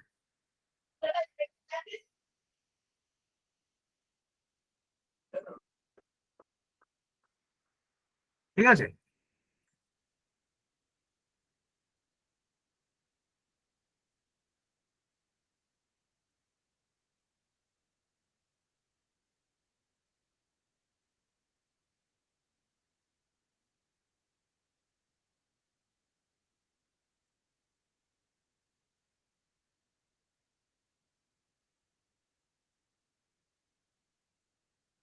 তাহলে তাহলে ব্যাপারটা হচ্ছে কি FIB বা ফিল ইন দ্য ব্ল্যাঙ্কস থেকে তিনটে প্রশ্ন এসেছে প্রিভিয়াস ইয়ারে। নাম্বার 2 হচ্ছে সেন্টেন্স ট্রান্সফরমেশন, সেন্টেন্স ট্রান্সফরমেশন থেকে একটা প্রশ্ন এসেছে। আচ্ছা, ফিল ইন দ্য ব্ল্যাঙ্কস টপিকটা এমন এত বেশি ইম্পর্টেন্ট এই টপিকটা যে প্রতিটা পরীক্ষাতে এই টপিকটা কিন্তু অলমোস্ট সব পরীক্ষাতেই আসে। যেখানে অন্যান্য পরীক্ষায় আমরা 5 থেকে 6টা করে প্রশ্ন দেখতে পাই, এদের পরীক্ষার প্রিভিয়াস ইয়ারে তিনটে প্রশ্ন প্রিভিয়াস ইয়ারে এসছে। নাম্বার 2 হচ্ছে কি সেন্টেন্স ট্রান্সফরমেশন, ট্রান্সফরমেশন থেকে একটা প্রশ্ন এসছে মানে কি, তোমাকে ওই যে সিম্পল থেকে কমপ্লেক্স, আবার কমপ্লেক্স থেকে কম্পাউন্ড, আবার কম্পাউন্ড থেকে সিম্পল, এই যে ট্রান্সফরমেশন, এখান থেকে একটা প্রশ্ন প্রিভিয়াস ইয়ারে এসছে। নাম্বার 3 হচ্ছে এরার কারেকশন, যেটা গ্রামাটিক্যাল পার্ট আমি বলেছিলাম, সেখান থেকে প্রিভিয়াস ইয়ারে দুটো প্রশ্ন এসছে। ঠিক আছে, আচ্ছা ওয়ার্ড মিনিং ইন সেন্টেন্স, একটা সেন্টেন্সের ওয়ার্ড মিনিং লিখতে হবে, সেখান থেকে প্রিভিয়াস ইয়ারে একটা প্রশ্ন এসছে। নাম্বার 5 হচ্ছে grammatically correct sentence. Grammatically correct sentence কি আছে, এই যে সেন্টেন্স ইমপ্রুভমেন্ট আমরা বলি, এটা ধরো আমি দুটো জিনিস বলতে পারি, একটা এরার কারেকশনের মধ্যেও ফেলতে পারি, আবার সেন্টেন্স ইমপ্রুভমেন্টের মধ্যেও ফেলতে পারি। ঠিক আছে, এখান থেকে দুটো প্রশ্ন প্রিভিয়াস ইয়ারে কিন্তু এসছে। ঠিক আছে, গ্রামাটিক্যালি কারেক্ট সেন্টেন্স অর্থাৎ কোনো একটা সেন্টেন্স গ্রামাটিক্যালি কারেক্ট কিনা, অর্থাৎ সেন্টেন্স ইমপ্রুভমেন্টের মধ্যে যা পড়ে সেই জিনিসটা থেকে দুটো প্রশ্ন কিন্তু প্রিভিয়াস ইয়ারে এসছে। এরপরে কি আছে, sentence type, type of sentence. ঠিক আছে, সেন্টেন্স টাইপ থেকে দুটো প্রশ্ন এসছে। আচ্ছা, নাম্বার 7 হচ্ছে, এটা আমি যদি ওয়ান ওয়ার্ড সাবস্টিটিউশন দেখি, এটা আমি এখানে কেটে দিচ্ছি, এটা ভোকাবুলারির মধ্যে নিয়ে যাই। ঠিক আছে, আচ্ছা ওয়ান ওয়ার্ড সাবস্টিটিউশন, এখান থেকে আমরা একটা প্রশ্ন দেখেছি। ঠিক আছে, তাহলে আমার দেখো ওভারঅল যদি আমি দেখছি, আমার চোখের সামনে যেটা ভাসছে সেটা হচ্ছে কি, একটা টপিক দেখছো কিওয়ার্ড, একটা কিওয়ার্ড তুমি দেখতে পাচ্ছ প্রতিটা জায়গায়, সেটা হচ্ছে সেন্টেন্স। দেখতে পাচ্ছ সেন্টেন্স, দেখতে পাচ্ছ সেন্টেন্স, বারবার করে একটা টপিক বারবার রিপিট হচ্ছে, সেন্টেন্স সেন্টেন্স। মানে সেন্টেন্সটাকে ওরা এত গুরুত্ব দিচ্ছে যে সেন্টেন্স, তার মানে আমাদের কিওয়ার্ড হচ্ছে সেন্টেন্স, তার মানে সেন্টেন্স রিলেটেড আমাদের যত কিছু রয়েছে, সেন্টেন্স কাকে বলে, সেন্টেন্সের ক্লাসিফিকেশন কি আছে, ঠিক আছে, according to structure, according to function, sentence কয় প্রকার, কি কি ভাবে কাজ করে, সব জায়গাটা কিন্তু আমাদের কভার করতে হচ্ছে। কারণ এই টপিকটা থেকে ম্যাক্সিমাম কোয়েশ্চেন কিন্তু প্রিভিয়াস ইয়ারে এসছে। ঠিক আছে, আচ্ছা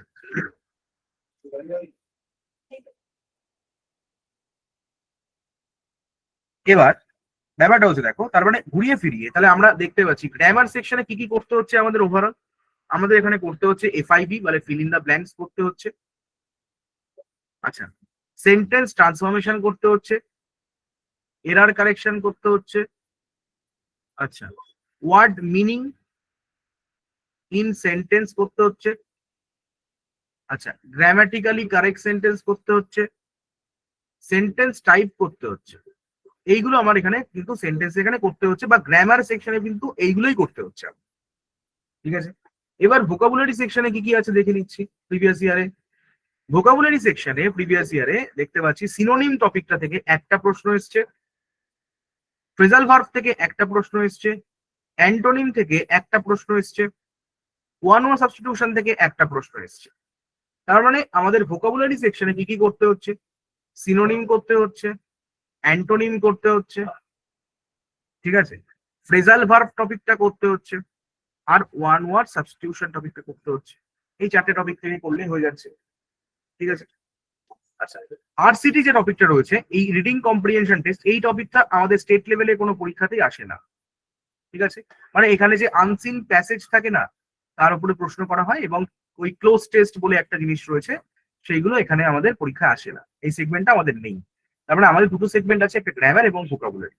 তাহলে ওভারঅল তুমি দেখো যে এই যে রিডিং কম্প্রিহেনশন এখানে নেই আর, ঠিক আছে। তাহলে ওভারঅল যদি আমি সিলেবাসটাকে দেখি, তাহলে আমাদের, আমি বলেছিলাম কি, প্রথমেই বলেছিলাম we have to study smartly, এটা আমি প্রথমেই বলেছিলাম। তাহলে স্মার্ট ওয়ার্ক বলতে কি বুঝতে পারলে, মানে সবাই যখন, ঠিক আছে, প্রিভিয়াস ইয়ার কোয়েশ্চেন না ঘেটে, সিলেবাসটাকে ভালো করে না দেখে, ঠিক আছে, কোনো রকম পেশেন্স না রেখে, এখনো দেখবে অনেকের মধ্যে তোমরা পেশেন্স হারিয়ে ফেলছো, কিন্তু পেশেন্সটাকে ধরে রাখতে হয় প্রথম থেকে। পেশেন্সটাকে ধরে রেখে প্রিভিয়াস ইয়ার কোয়েশ্চেন সলভ করার পর বা সিলেবাস দেখার পর তারপরে তুমি কিন্তু এই স্মার্ট ওয়ার্ক করতে পারবে, আদারওয়াইজ তোমরা পারবে না। তাহলে আমরা কি করব, যখন সবাই একটা একটা বাজার থেকে একটা বই কিনে এনে প্রথম থেকে শেষ অবধি সব পড়ে ফেলবে, অর্থাৎ একটা বইতে ওই কথায় কথা 35টা টপিক থাকে, যখন সেই 35টা টপিক ধরে ধরে পড়তে শুরু করেছে, সেই টাইমে আমরা কি করব, আমরা স্মার্ট ওয়ার্ক করে তার থেকে বেশি নাম্বার পেয়ে বেরিয়ে যাবো। ঠিক আছে, আমরা টার্গেট করব কি, আমাদের গ্রামার সেগমেন্টে যেগুলো আমাদের পড়েছে সেইগুলো আমরা মোরাললেস, খুব একটা বেশি যদি হয় গ্রামার সেগমেন্ট, গ্রামারের যে টপিক গুলো রয়েছে, যদি খুব চ্যাপ্টার বেশি হয়, আমরা 7 থেকে 8টা চ্যাপ্টার ভালো করে পড়ে নেব এই টপিক গুলোর মধ্যে থেকে।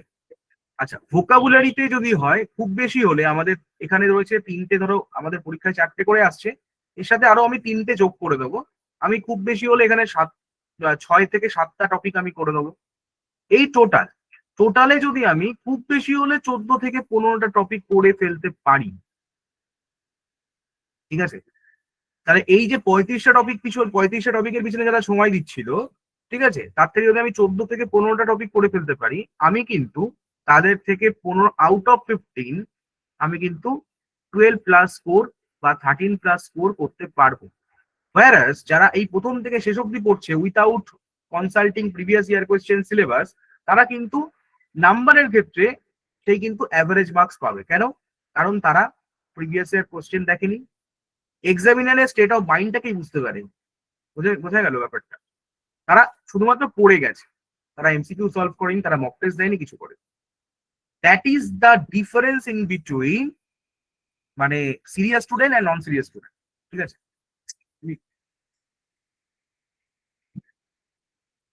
ঠিক আছে, এবারে বুঝতে পেরেছো? এবার আমরা যে ওভারঅল ডিসকাস করলাম, এবার দেখি আমরা প্রিভিয়াস ইয়ার কোয়েশ্চেন কি বলছে। এবার আমরা কিছু প্রিভিয়াস ইয়ার কোয়েশ্চেন দেখে নিচ্ছি। এবার দেখি আমরা যে সত্যি আমরা যেগুলো ডিসকাস করলাম এগুলোই কি পরীক্ষায় এসছে কিনা, তোমরা দেখে নাও। দেখো, এটা হচ্ছে আমাদের লাস্ট যে 2016-17-16 পরীক্ষা হয়েছিল তার প্রশ্ন। প্রথম প্রশ্ন দেখো, 31 কি বলেছে, 1 or 2 stars। প্রথমেই দেখো ফিল ইন দ্য ব্ল্যাঙ্কস থেকে দিয়েছেন, FIB থেকে প্রথমেই কোশ্চেন দিয়েছেন।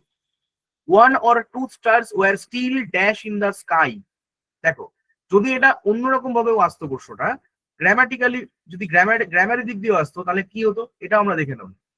1 or 2 যদি কোনো সেন্টেন্স অর দিয়ে যুক্ত থাকে, তাহলে ভার্বের কাছাকাছি যে থাকে সে হচ্ছে মেন সাবজেক্ট হয়। তাহলে এখানে 2 স্টার্সটা হচ্ছে মেন সাবজেক্ট, তাকে দেখে কিন্তু ভার্ব বসে। এই যে ভার্বটা কিন্তু তাকে দেখে বসে, 2 স্টার্স কে দেখে কিন্তু ভার্বটা বসছে, ঠিক আছে? তাই জন্য এখানে কিন্তু ওয়্যার হয়েছে, তাহলে কিন্তু 1 এর পরে ওয়াজ হতো, হয়ে গেল। যদি এটা গ্রামারের দিক দিয়ে আসতো এটা হতো। কিন্তু এবার যদি আমরা ফিল ইন দ্য ব্ল্যাঙ্কস এর দিকে দেখি, তাহলে কি হচ্ছে, প্রথমত বার্নিং। বার্নিং মানে কিছু জ্বলা, ঠিক আছে? তাহলে স্টার কখনো বার্ন করে না, রাইট? নাম্বার 2 হচ্ছে টার্নিং, মানে এক জায়গা থেকে অন্য কিছুতে রূপান্তরিত হওয়া, হচ্ছে না। আমরা দেখেছি যে তারারা হচ্ছে কি টুইঙ্কলিং করে, টুইঙ্কেল টুইঙ্কেল লিটল স্টার তোমরা পড়েছো, তাহলে টুইঙ্কল করে, ঠিক আছে? অর্থাৎ মিট মিট করে, ঠিক আছে? আর টিঙ্কলিং বলতে হচ্ছে কোনো একটা বাদ্যযন্ত্র বাজালে যে আওয়াজটা হয় সেটা হচ্ছে টিঙ্কলিং সাউন্ড। তার মানে option C is the correct answer. এইভাবে আমরা 4টে অপশন ধরে কিন্তু ব্যাপারটা সলভ করার চেষ্টা করব। কারণ কে বলতে পারে পরের বছরে এই টিঙ্কলিং থেকে এই প্রশ্ন দিল না, টিঙ্কলিং থেকেও তো প্রশ্ন আসতে পারে। That is the way of preparing previous year question, ঠিক আছে? 4টে অপশন ধরে আমরা কিন্তু সলভ করব।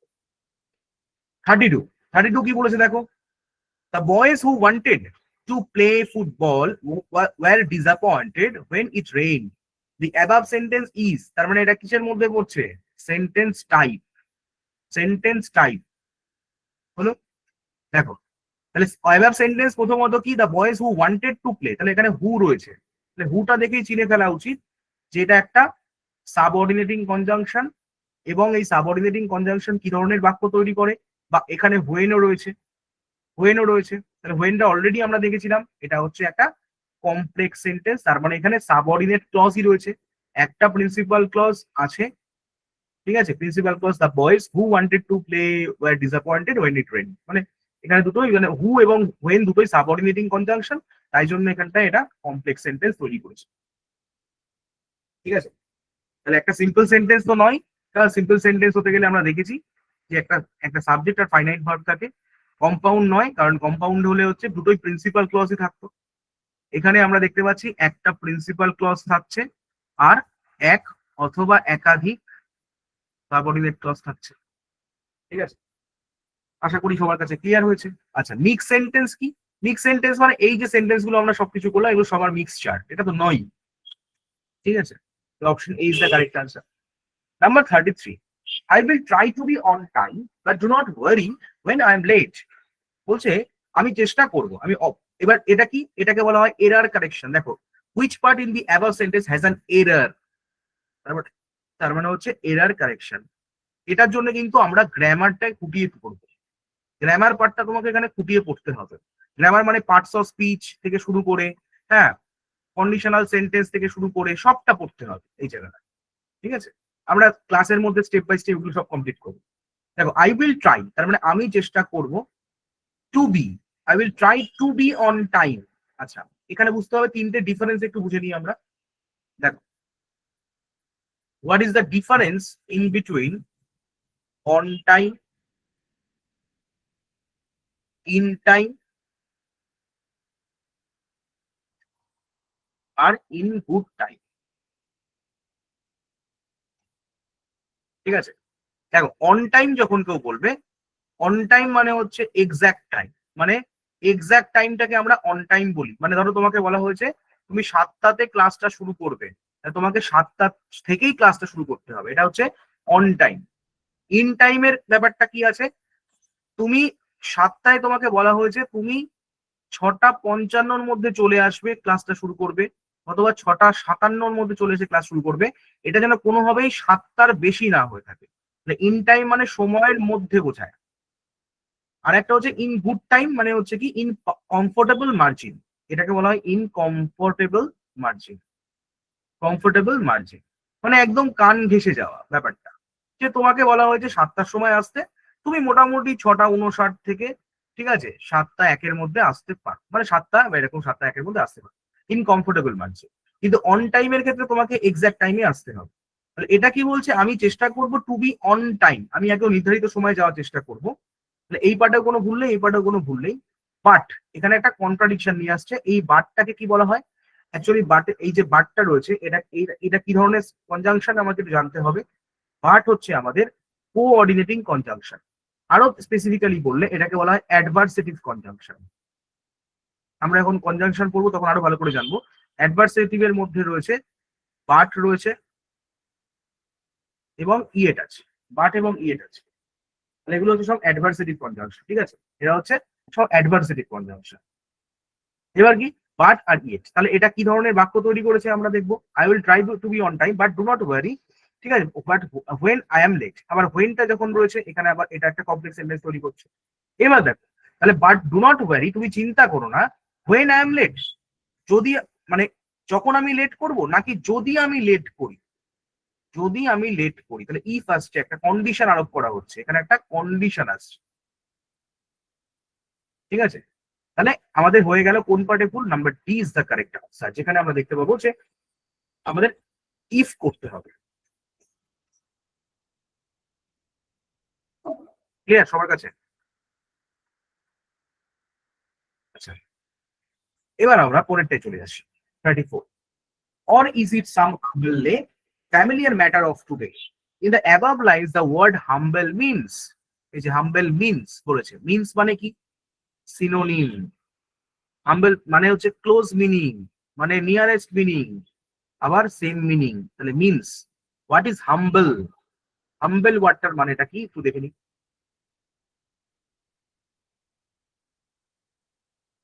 ঠিক আছে, হাম্বল পাই অর্ডার, এরকম অনেকে ব্যবহার করে।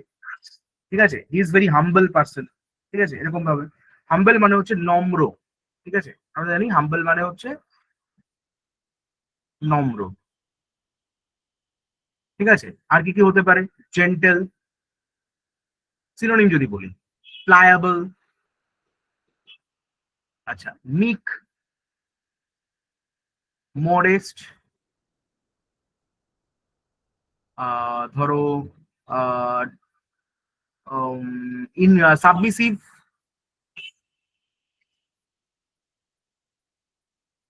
ঠিক আছে, এরকম অনেক কিছু আমরা ব্যবহার করতে পারি। আনপ্রিটেন্ডিং, এরকম কিছু আছে আরো কিছু। ঠিক আছে, এগুলো যে সবই হচ্ছে আমাদের হাম্বেলের সিনোনিমাস ওয়ার্ড। ঠিক আছে, এখানে কি বলেছে, আমাদের সিনোনিম বের করতে বলে। প্রথমত উইক মানে দুর্বল, হবে না। আচ্ছা, 2 নম্বর হচ্ছে কাওয়ার্ডলি। কাওয়ার্ডলি মনে হচ্ছে কাপুরুষ। ঠিক আছে, কাওয়ার্ডলি এটা কিন্তু অ্যাডজেক্টিভ ফর্ম। ঠিক আছে, এটা কিন্তু মাথায় রাখবে, এটা অ্যাডজেক্টিভ ফর্ম, এল ওয়াই যুক্ত আছে মানে এটা নয়। ঠিক আছে, কাওয়ার্ডলি ওয়ার্ডটাকে একটু দেখে নাও, COWARD। এই কাওয়ার্ড কিন্তু নাউন ফর্ম। এই নাউনের সাথে যখন এল ওয়াই যুক্ত করছি, এটা কিন্তু তৈরি হচ্ছে অ্যাডজেক্টিভ, নট অ্যাডভার্ব। অ্যাডভার্ব কিন্তু নয়, এটা কিন্তু অ্যাডজেক্টিভ তৈরি হচ্ছে। কাওয়ার্ডলি কিন্তু অ্যাডজেক্টিভ, মানে হচ্ছে কাপুরুষ, ঠিক আছে। আচ্ছা, এরপরে হচ্ছে কি ইনসিগনিফিক্যান্ট, মানে যেটা খুব একটা মূল্যবান নয়, ঠিক আছে, বা তাৎপর্যপূর্ণ নয় এমন, এটাও নয়। আচ্ছা, মিক, অলরেডি আমরা আলোচনা করেছিলাম, মিক মানে হচ্ছে দুর্বল বা নম্র, সেই জিনিসটা হচ্ছে option D is the correct answer. ঠিক আছে, নাম্বার 35। 35 কি বলছে? Pick out the correct sentence, ঠিক আছে। এটা হচ্ছে সেন্টেন্স ব্যালেন্স। সেন্টেন্স ব্যালেন্স বা কারেক্ট সেন্টেন্স মানে হচ্ছে চুজ দ্য কারেক্ট ওয়ান, ওই যে সেন্টেন্স ইমপ্রুভমেন্ট বলো, চুজ দ্য কারেক্ট সেন্টেন্স বলো, সেন্টেন্স টাইপ, ঠিক আছে, এটাও কিন্তু সেন্টেন্স টাইপের মধ্যেই পড়ে, ঠিক আছে। এই টপিকটা অ্যাকচুয়ালি তোমার কি করে,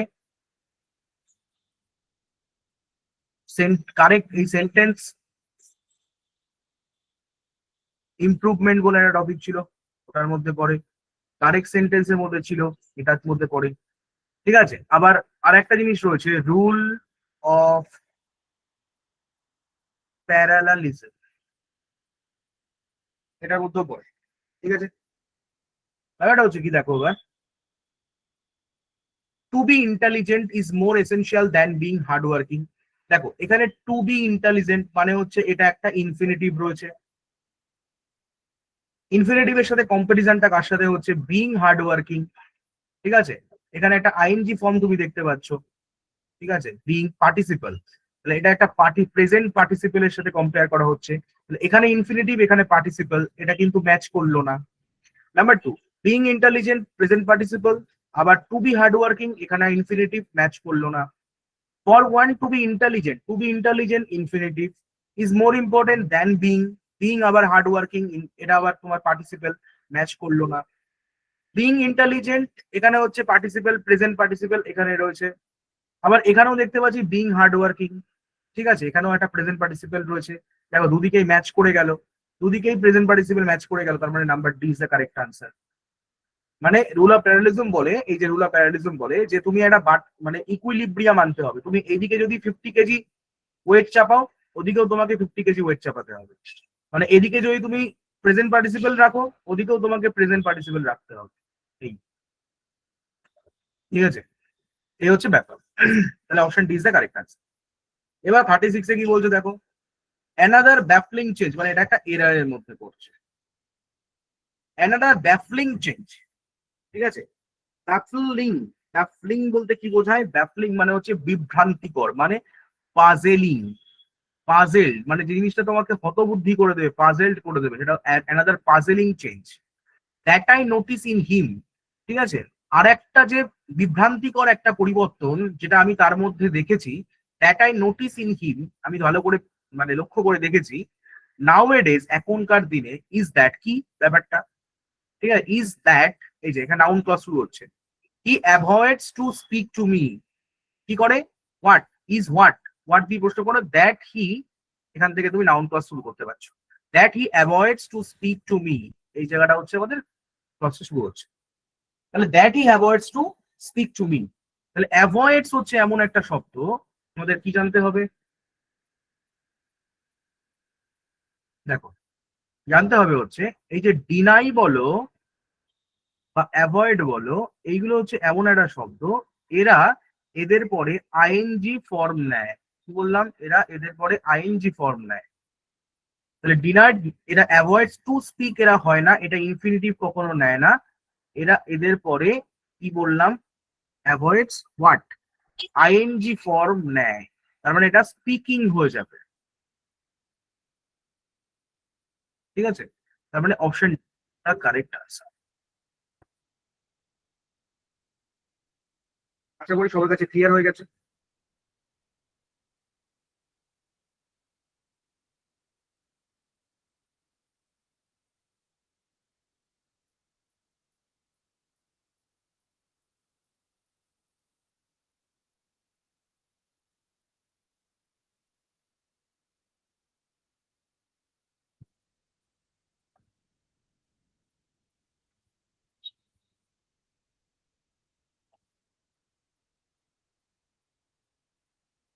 ভেরি গুড, আশা করি কারোর কোনো অসুবিধা হয়নি এই অবধি বুঝতে, ঠিক আছে, ওকে। তাহলে অ্যাভয়েডস বা ডিনাই এগুলো হচ্ছে এদের পরে আইএনজি ফর্মুলায়, ঠিক আছে। এরপরে আমরা 37-এ চলে যাই। 37-এ কি দেখো বলছে, আন্ডারলাইন ওয়ার্ড মিনস, তার মানে আবার একটা সিনোনিম দেওয়া হয়েছে, বলেছে abstract, right an abstract of this essay. অ্যাবস্ট্রাক্টের ব্যাপারটা আসে।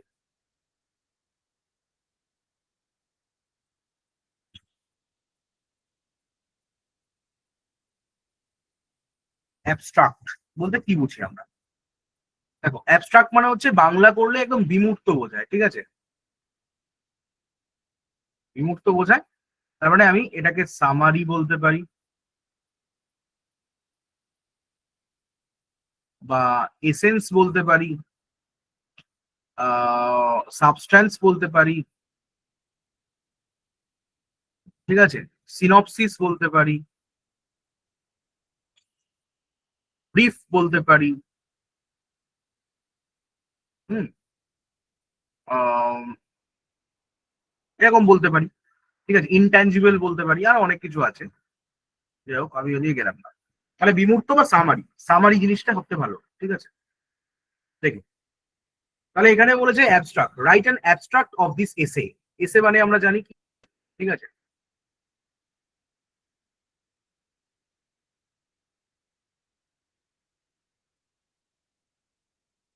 রচনা। আমাদের সেটা হবে, চলো একটা এসে দেওয়া প্রবন্ধ রচনা, ঠিক আছে, এটা আমরা প্রবন্ধ রচনা বলি সেটা। রাইটার অ্যাবস্ট্রাক্ট অফ দিস এসে, তাহলে এই জিনিসটা তুমি একটা ছোট করে বা ব্রিফ কোনো কিছু একটা জিনিস বলো যে কি হবে, এটা জিজ্ঞেস করেছে। That is our summary, right and summary of the এসে। তাহলে সামারি হচ্ছে আমাদের সাবস্ট্যান্স, যেটাকে বল ছোট করে বোঝে। টাইটেল মানে হচ্ছে তোমরা জানো টাইটেল, আচ্ছা, প্ল্যান মানেও পরিকল্পনা, কনক্লুশন মানে হচ্ছে সিদ্ধান্ত, এগুলো তো হচ্ছেই না, ঠিক আছে। আচ্ছা এবার দেখো 38 কি বলেছে, হ্যাভ সেন্টেন্স ইজ আ, তাহলে সেন্টেন্সটা আমরা দেখেছিলাম তো, সেন্টেন্সটা কি ধরনের, what type of sentence. Would you mind moving the car, আপনি কি কোনো মাইন্ড করবেন যদি এখান থেকে গাড়িটা অন্যদিকে নিয়ে যেতে হয়। এই যে সেন্টেন্সটা বলছে, অর্থাৎ উড দিয়ে যখন আমি সেন্টেন্স, উড বা কুড কোনো কিছু সেন্টেন্স ব্যবহার করি, যদি আমরা উডের ব্যবহার করি বা কুডের ব্যবহার করি, তখন আমরা জানি সবসময় যে এই উড বা কুড আমরা কোন ক্ষেত্রে ব্যবহার করি, যখন আমরা তার কাছে একটা পোলাইটনেস বোঝায়, অর্থাৎ পোলাইট রিকোয়েস্ট করি, মানে এটাকে পোলাইটনেস অর্থে ব্যবহার করি, মানে পোলাইট রিকোয়েস্ট অর্থে ব্যবহার করি, ঠিক আছে, তখন আমরা এটাকে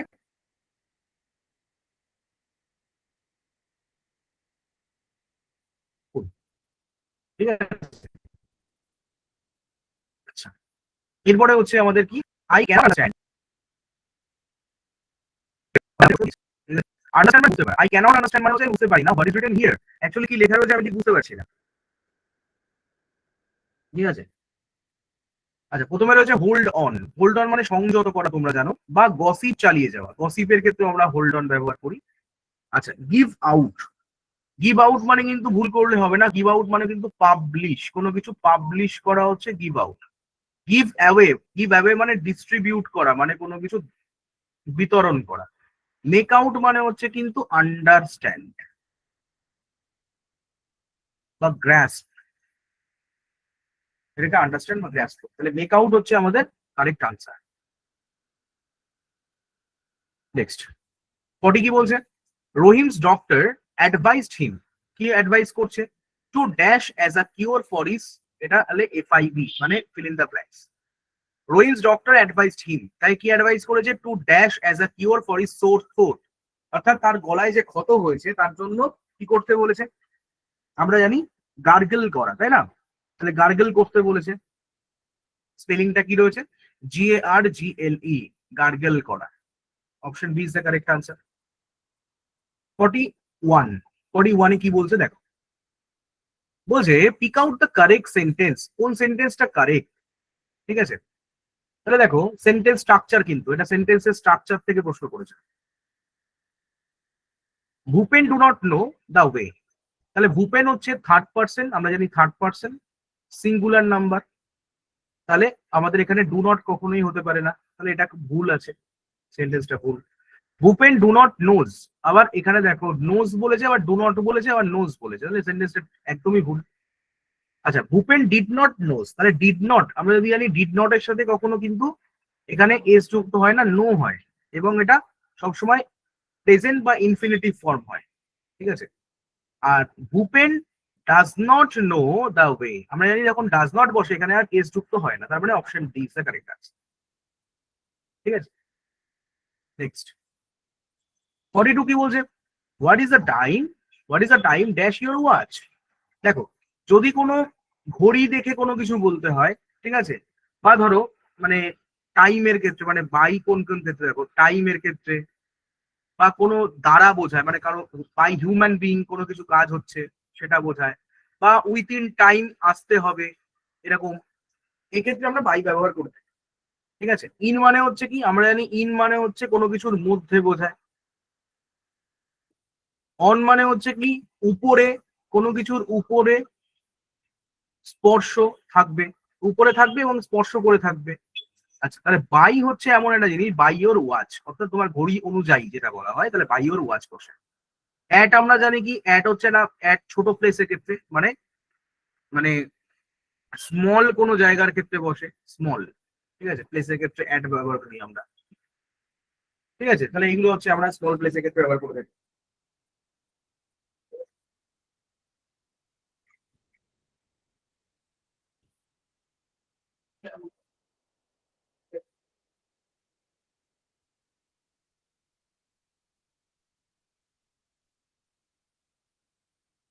নেক্সট দেখো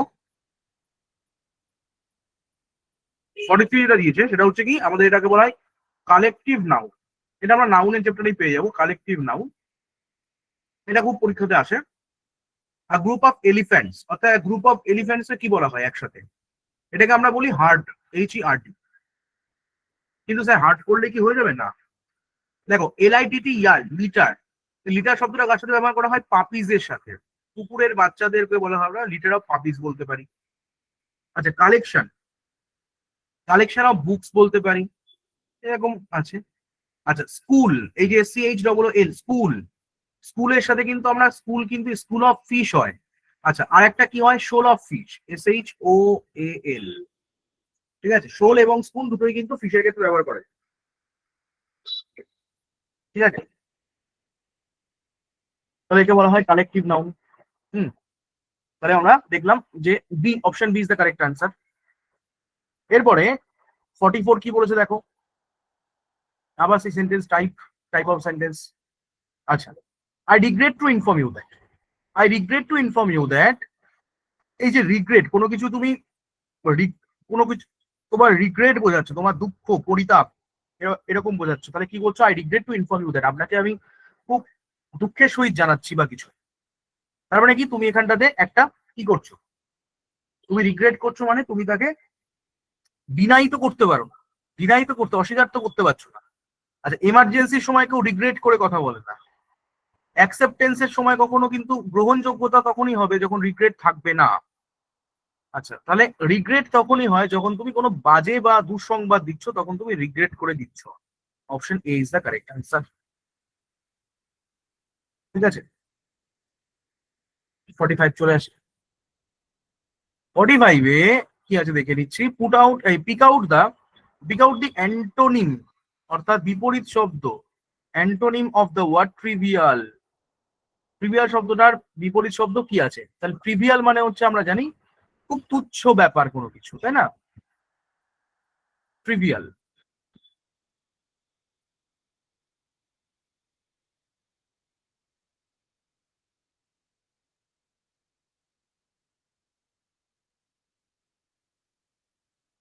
মানে যেটা হচ্ছে নগণ্য, রাইট। তার মানে দেখো, এর আরো সিনোনিমাস ওয়ার্ড গুলো আমরা একটু দেখে নিই। ইনসিগনিফিক্যান্ট হতে পারে, আচ্ছা, নেগলিজেবল হতে পারে,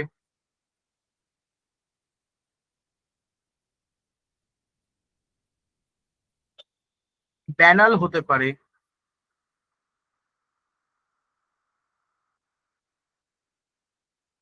ট্রাডিশনাল হতে পারে,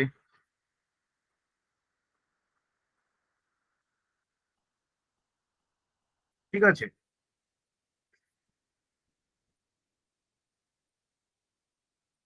এই ধরো এরকমই ব্রিটেল হতে পারে, এরকম কিছু আছে। তাহলে ট্রিভিয়াল হচ্ছে কি তুচ্ছ ব্যাপার, যেটা নগণ্য। তারপরে দেখো অ্যান্টোনিম মানে বিপরীত শব্দ বলেছে, তাই ইম্পর্টেন্ট হচ্ছে কি ট্রিভিয়াল তুচ্ছ ব্যাপার, তাহলে ইম্পর্টেন্ট হচ্ছে খুব গুরুত্বপূর্ণ, এটাই তার আনসার হবে। এবার কি ইনসিগনিফিক্যান্ট মানে যেটা গুরুত্বপূর্ণ নয়, মানে এটা তার সিনোনিম হতে পারে। আচ্ছা, ফিউটাইল এটাও একই রকম ভাবে এটা সিনোনিমাস ওয়ার্ডের মধ্যে হবে, তাহলে এটাও হবে না। ফার্স্ট মানে দ্রুত, ট্রিভিয়ালের অপোজিট ইম্পর্টেন্ট, তুচ্ছ ব্যাপার সেটা গুরুত্বপূর্ণ ব্যাপার, হয়ে গেল। আচ্ছা, এবার দেখো আরো কিছু আমাদের কোয়েশ্চেন দেখে নিচ্ছি, ঠিক আছে। হি made and dash to his plan. দেখো এখানে একটা ফিল ইন দ্য ব্ল্যাঙ্কস বলা হয়েছে, যে সে তার প্ল্যানের মধ্যে কিছু, he made and dash to his plan after considering our suggestions. তার মানে কি সে তার প্ল্যানের মধ্যে কিছু চেঞ্জেস নিয়ে আসছে আমাদের কথা বিবেচনা করার পর, বা আমাদের সাজেশনটাকে বিবেচনা করার পর সে তার প্ল্যানের মধ্যে কিছু কিছু চেঞ্জেস নিয়ে আসছে, তাই না। ইন্টারফারেন্স, ইন্টারফারেন্স মানে কি ইন্ট্রুড, তুমি কোনো কিছু বাইরে থেকে কিছু প্রবেশ করছো, ইন্টারফেয়ার করছো, ঠিক আছে। কম্প্রোমাইজ, কম্প্রোমাইজ ব্যাপারটা কি, যে কম্প্রোমাইজ করে নেওয়া, যে জিনিসটাকে মেনে নাও, ঠিক আছে, আপোষ করে দেওয়া, তাহলে কম্প্রোমাইজ, বুঝতে পেরেছো। তাহলে কম্প্রোমাইজ, গিভ অ্যান্ড টেক, তাহলে বোঝাপড়া বা কিছু এটা বোঝায়।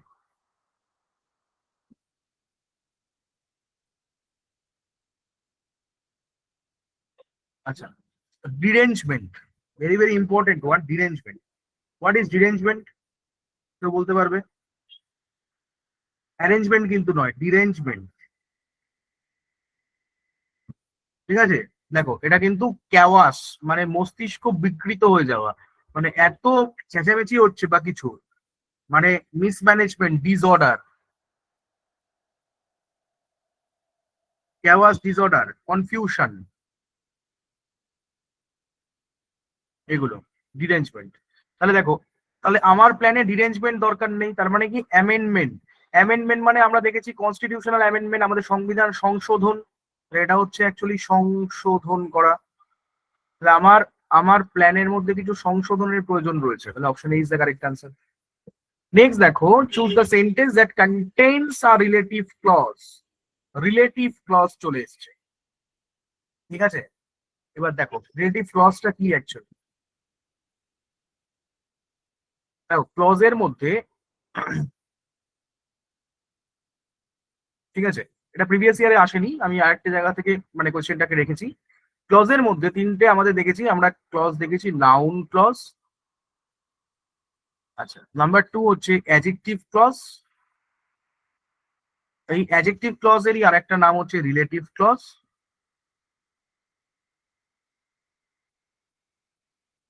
আর একটা হচ্ছে অ্যাডভার্বিয়াল ক্লজ। তাহলে যেটা অ্যাডজেক্টিভ ক্লজ সেটাই হচ্ছে রিলেটিভ ক্লজ। নাউন ক্লজ কি হবে, নাউনের মতো কাজ করবে, নাউন যে যে কাজ করে, নাউন যা যা কাজ করে বাক্যে একই রকম কাজ করবে। অ্যাডজেক্টিভ যা যা কাজ করে, রিলেটিভ ক্লজ বা অ্যাডজেক্টিভ ক্লজ সেটাই কাজ করবে, ঠিক আছে। এখানে কি করে, যে কোনো একটা ধরো সাবঅর্ডিনেটিং কনজাংশন থাকলো, হোয়েন, হোয়ার বা কিছু, এর আগে একটা অ্যান্টিসিডেন্ট থাকবে, এর একটা অ্যান্টিসিডেন্ট থাকবে মানে পূর্বপদ থাকবে, পূর্বপদ। যে কি করবে, যে পূর্বপদ কি যে এই যে এই হোয়েন বা হোয়ার যেগুলো থাকবে না, সাবঅর্ডিনেটিং কনজাংশন, এগুলো কি করবে, পূর্বপদকে ডেসক্রাইব করবে। মানে অ্যাডজেক্টিভ কি করে, নাউন বা প্রোনাউনের দোষ গুণ অবস্থা সংখ্যা পরিমাণ নির্দেশ করে, সেই কাজটাই ও করবে এই ওয়ার্ডটা, এই ওয়ার্ডটা তার আগের পূর্বপদকে ও ডেসক্রাইব করবে। পুরো এই পূর্বপদটা কে থাকবে, নাউন থাকতে পারে বা প্রোনাউন থাকতে পারে, তাকে ও ডেসক্রাইব করবে, সেটাই হচ্ছে অ্যাডজেক্টিভ ক্লজ বা রিলেটিভ ক্লজ। অ্যাডভার্বিয়াল ক্লজ কি করে, অ্যাডভার্ব যে কাজগুলো করে বাক্যে ঠিক সেম কাজ করে। অ্যাডভার্বের মেইনলি কাজ কি, অ্যাডভার্ব হচ্ছে ভার্ব, অ্যাডজেক্টিভ এবং অ্যানাদার অ্যাডভার্বকে মডিফাই করে। অ্যাডজেক্টিভ কি করে, নাউন বা প্রোনাউনকে কোয়ালিফাই করে, এই কাজগুলোই করে, এখানে অ্যাডভার্বও তাই কাজ করবে। দেখো রিলেটিভ ক্লজ কি করছে, choose the sentence that contains a relative clause. Relative clause কোনটা হবে, দেখো I lost the key which belong to me, তাহলে এই যে হুইচটা রয়েছে, এই হুইচটা কাকে ডেসক্রাইব করছে ভালো করে লক্ষ্য করো। হুইচ ওয়ার্ডটা, এটাকে মনে করো একটা সাবঅর্ডিনেটিং কনজাংশন বা রিলেটিভ প্রোনাউন বলতে পারো, এটাকে রিলেটিভ প্রোনাউন হিসেবেই ধরো। এ কি করছে, তার অ্যান্টিসিডেন্ট কি রয়েছে, দ্য কি। দ্য কিটা হচ্ছে অ্যান্টিসিডেন্ট। এই যে কিটা রয়েছে এটা কার, এটাকে ডেসক্রাইব করছে যে এই কিটা হচ্ছে আমার মোহনের কি, চাবি, মোহনের চাবি, সেটাকে ডেসক্রাইব করছে এটা। তাহলে এইটা হয়ে গেল আমাদের রিলেটিভ ক্লজ বা অ্যাডজেক্টিভ ক্লজ হয়ে গেল। I loss the key belonging to মোহন, এটা তো হবে না। আই লস দ্য কি অফ মোহন, আমি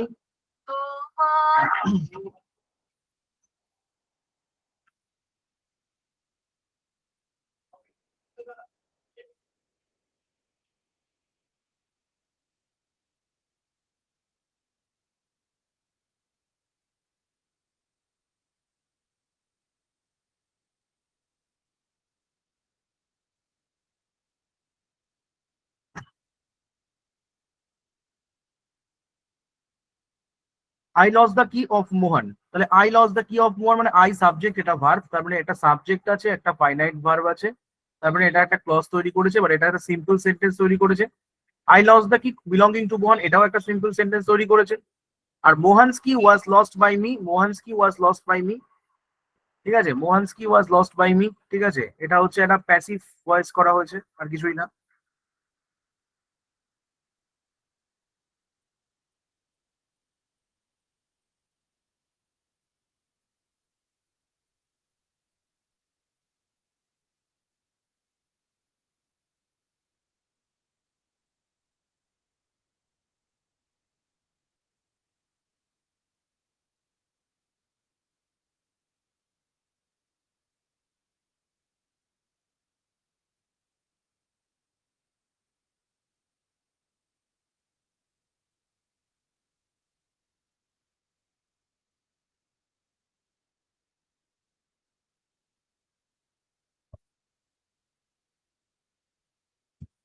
ঠিক আছে, তাহলে এগুলো সবই হচ্ছে দেখো সিম্পল সেন্টেন্স, তার মানে এইটা হয়ে গেল আমাদের রিলেটিভ ক্লজ। আচ্ছা, এরপরে দেখো এটা বলেছে অ্যান্টোনিম বের করতে বলেছে, ইমেন্স। ইমেন্স মানে প্রকাণ্ড, প্রচুর বড় কোনো কিছুকে বোঝায়। ইমেন্স মানে হচ্ছে প্রকাণ্ড বোঝায়, তাই তো, প্রচুর বড় বা প্রকাণ্ড, এর একটা অ্যান্টোনিম লিখতে বলেছে, মানে বিপরীত লিখতে বলেছে, মানে অপোজিট, অপোজিট ওয়ার্ড লিখতে বলেছে, তাই না। ইমেন্স মানে প্রকাণ্ড, তাহলে হচ্ছে মনুমেন্টাল মানে হচ্ছে প্রকাণ্ড, হিউমঙ্গাস মানেও প্রকাণ্ড, জাইগান্টিক মানেও প্রকাণ্ড। অপোজিটটা কি রয়েছে, টাইনি। টাইনি মানে হচ্ছে অতি ক্ষুদ্র, মানে স্মলের থেকেও স্মল হচ্ছে টাইনির থেকে বড়। স্মল মানে ছোট, আর টাইনি মানে অতি ক্ষুদ্র জিনিস,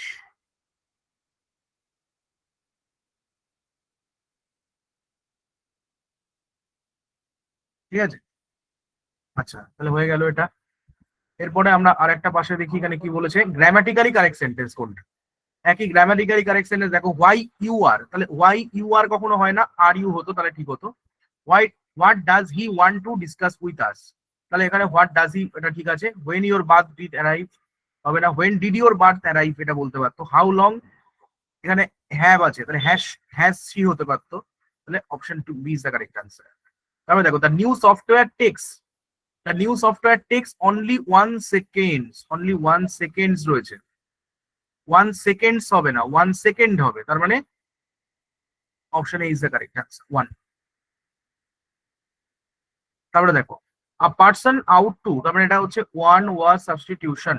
আ person out to destroy all government law and order, ঠিক আছে, a person out to destroy all government law and order, মানে যে ব্যক্তি সমস্ত সরকারি এবং আইন কানুন এবং যে অর্ডার রয়েছে সেগুলোকে ভাঙার চেষ্টা করে, তাকে কি বলা হয়, আমরা জানি তাকে বলা হয় হচ্ছে অ্যানার্চিস্ট, ঠিক আছে। এই যে দেখো, অ্যানার্কিয়া থেকে তৈরি হচ্ছে, অ্যানার্কিয়া থেকে তৈরি হচ্ছে, অ্যানার্কিয়া হচ্ছে কি, যে একটা অরাজকতা সৃষ্টি করে, তাহলে অ্যানার্চিস্ট হচ্ছে সে, অ্যানার্কি হচ্ছে নাউন, আর অ্যানার্চিস্ট হচ্ছে যে তৈরি, যে জিনিসটা তৈরি করছে। ডিপ্লোম্যাট মানে আমরা জানি কূটনীতিবিদ, অ্যারিস্টোক্র্যাট মানে হচ্ছে কি অভিজাতপূর্ণ, আচ্ছা ডিকটেটর মানে হচ্ছে কি, মানে ওই যে অটোক্রেসি, ঠিক একনায়কতন্ত্র, এগুলো, ঠিক আছে। নেক্সট দেখো, বলেছে এরা অ্যাপ্রোপ্রিয়েট প্রেপোজিশন দিয়েছে। হি ইজ গুড, আমরা জানি গুডের সাথে দুটো প্রেপোজিশন হয়, গুডের সাথে অ্যাট হয় আর গুডের সাথে ফর হয়। গুড অ্যাট মানে হচ্ছে কোনো কিছুতে দক্ষ যদি হয় কেউ তাহলে গুড অ্যাট, ঠিক আছে, তাহলে গুড অ্যাট হচ্ছে এটা।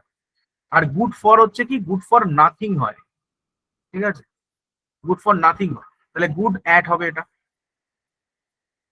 আচ্ছা, the teacher is always dash of our students progress, ঠিক আছে, তাহলে একজন টিচার তিনি সবসময় কি হবে, তিনি সবসময় কিউরিয়াস হবেন। ইগনোরেন্ট মানে সে জানে না সেই জিনিসটা, আনঅ্যাওয়্যার কখনো হবেন না টিচার, তিনি কিউরিয়াস হবেন মানে তার কৌতূহলী হবেন যে তার কি প্রোগ্রেস কেমন হচ্ছে বা কিছু, ইনফর্মড হবে না, ঠিক আছে। আচ্ছা, এখানে বলেছে আবার একটা, ধরো এটা হচ্ছে ফ্রেজাল ভার্ব থেকে প্রশ্ন দিয়েছে। The matter related to the financial scam called up an explanation. দেখো কল্ড আপ মানে হচ্ছে কি রিমেম্বার, এটা তো রিমেম্বার কিছু হয় না, স্মরণ করা কিছু ব্যাপার হচ্ছে না, এটা কল ফর হবে, মানে দ্যাট ইজ ডিম্যান্ড, কোনো কিছুর দাবি করে, ডিম্যান্ড। নেক্সট বলেছে কি যে which is the following is an accurate subject line for formal letter. তাহলে ফর্মাল লেটারের জন্য কোনটা অ্যাকিউরেট লাইন হতে পারে সেই জিনিসটা আমাদেরকে জিজ্ঞেস করেছে, ঠিক আছে। তাহলে ফর্মাল, ঠিক আছে, ধরো অর্থাৎ ফর্মাল নোটিশ হতে পারে, নাকি বেসিক সাবজেক্ট হতে পারে, বা এই জিনিসগুলো বলেছে। একটা ফর্মাল লেটারের ক্ষেত্রে ধরো লেটার লিখছি যখন আমরা, একটা সাবজেক্ট যখন আমরা লেখার চেষ্টা করছি তখন আমাদের কি হতে পারে, ঠিক আছে, ফর্মাল অ্যানাউন্সমেন্ট, ঠিক আছে, ফর্মাল অ্যানাউন্সমেন্ট, এটা হচ্ছে আমাদের কারেক্ট হয়, মানে direct and appropriate subject for the formal formal announcement. এরপরে হচ্ছে কি দেখো, দ্য নিউ পলিসি, এখানে কি বলেছে, what that followed up for, আচ্ছা, এর মধ্যে new policy will alleviate, alleviate করবে মানে হচ্ছে অ্যালিভিয়েট দ্য বার্ডেন, মানে উপশম করবে, ঠিক আছে, উপশম করা। তার মানে এখানে দেখো নিয়ারেস্ট মিনিং বলে, তার মানে সিনোনিম বের করতে বলে, তার মানে কি এটাকে ইজ করবে, কমিয়ে দেবে, উপশম করা। আচ্ছা, his speech was full of vitriolic attacks against the opposition. দেখো ভিট্রিওলিক মানে বুঝতেই পারছো যে কোনো কিছু, ভিট্রিওলিক মানে হচ্ছে যে সমস্ত মানে স্পিচের মধ্যে একটা হেট্রেট থাকবে, কাউকে ঘৃণা করা থাকবে, বা অ্যাঙ্গার থাকবে, রাগ থাকবে, সেটা ভিট্রিওলিক স্পিচ বলা হয়। এটা কি বলেছে, নিয়ারেস্ট মিনিং, তার মানে এটা কি হবে, হার্শ, হার্শ হচ্ছে, ঠিক আছে। আর ধরো কিছু রয়েছে গ্রামাটিক্যালি অ্যাকসেপ্টেবল সেন্টেন্স। আচ্ছা, which colour did you like, এটা তো হবে না, এটা ভুল আছে। হোয়াট টাইম ইজ ইউ, এটা হবে না। What time are you planning to leave, ঠিক আছে। হাউ লং, তার মানে অপশন সি হবে, এটা হবে না। আচ্ছা, এবার বলেছে কি she drove a white coloured scooty day before yesterday, অর্থাৎ choose a correct type of sentence, এটা বলেছে, কি ধরনের সেন্টেন্স বলেছে, ঠিক আছে, এটা বুঝতেই পারছি আমরা, এটা অ্যাসার্টিভ সেন্টেন্সের কথা বলেছে, ঠিক আছে, ডিক্লারেটিভ সেন্টেন্স বা অ্যাসার্টিভ সেন্টেন্সের কথা বলেছে, ঠিক আছে। তো অ্যাসার্টিভ সেন্টেন্স বেশিরভাগ মোটামুটি 80% সেন্টেন্সই হচ্ছে অ্যাসার্টিভ সেন্টেন্স হয়। এক্সক্লামেটরি মানে হচ্ছে আবেগসূচক বাক্য, ইন্টারোগেটিভ মানে প্রশ্নবোধক বাক্য, ইম্পারেটিভ মানে হচ্ছে আদেশ উপদেশ অনুরোধমূলক বাক্য, ঠিক আছে। আর বলেছে একটা দেখি, এরার বলেছে according to sources the beauty products of that company, the beauty products of that company have been band from the market,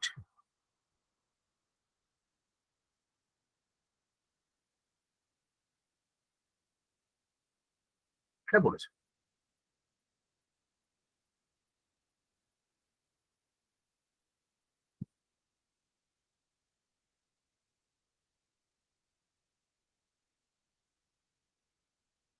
ঠিক আছে, তাহলে দেখো দ্য বিউটি প্রোডাক্টস, তাহলে এখানে দি বিউটি প্রোডাক্টস হচ্ছে প্লুরাল, প্লুরাল সাবজেক্ট, তাহলে ভার্বও এখানে রয়েছে প্লুরাল, হ্যাভ বিন ব্যান্ড, ঠিকই রয়েছে, তাহলে no error, option C is the correct answer.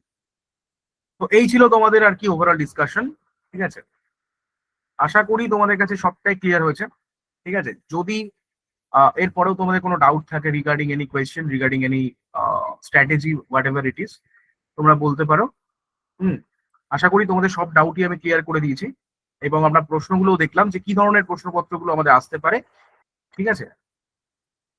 তো সেই জিনিসটা আমরা ভালো করে দেখলাম, ঠিক আছে। আশা করি তোমাদের কোনো ডাউট নেই। যদি তোমাদের এরপরে কোনো ডাউট থাকে এই যে আমি প্রথমে বলেছিলাম যে পেশেন্সটা রাখতে হবে, তোমরা যে এতক্ষণ মন দিয়ে শুনেছো তার জন্য অসংখ্য ধন্যবাদ, আর মন দিয়ে ক্লাসটা করার জন্য। এবং ঠিক আছে, যদি আর কোনো ডাউট না থাকে, ডাউট কি কারোর আছে কিছু, কোনো জিজ্ঞাসা আছে? লাইনের বাংলা মানেটা বলুন স্যার, আমি তো সবটাই বাংলা মানে বলে দিয়েছি, যদি কোন লাইনটা বলছো একবার যদি বলো তাহলে আমি একবার রিপিট করে দিতে পারি।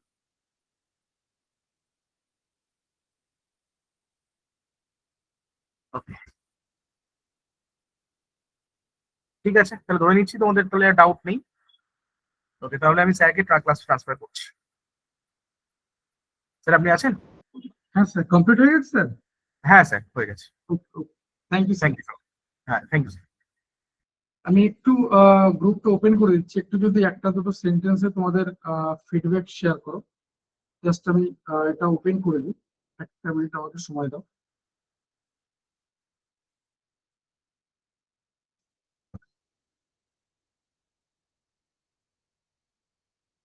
শুধুমাত্র একটা গ্রুপই ওপেন থাকছে, 7 নম্বর যে গ্রুপটা, সেই গ্রুপটা শুধুমাত্র ওপেন থাকছে। একটু যদি একটা দুটো সেন্টেন্সে তোমরা একটু ফিডব্যাক শেয়ার করো। আবারও বলছি, সবার শেয়ার করার দরকার নেই, যাদের মনে হচ্ছে পারবে বা একটা দুটো সেন্টেন্সে শেয়ার করতে পারবে তারাই শুধুমাত্র শেয়ার করো। একটু সবসময় ধৈর্য রাখতে হবে, কখনো চাইবে না যে একদিনে বা 1 ঘন্টার মধ্যে একটা ক্লাসের মধ্যে সবকিছু হয়ে যাবে, এটা কখনোই সম্ভব না।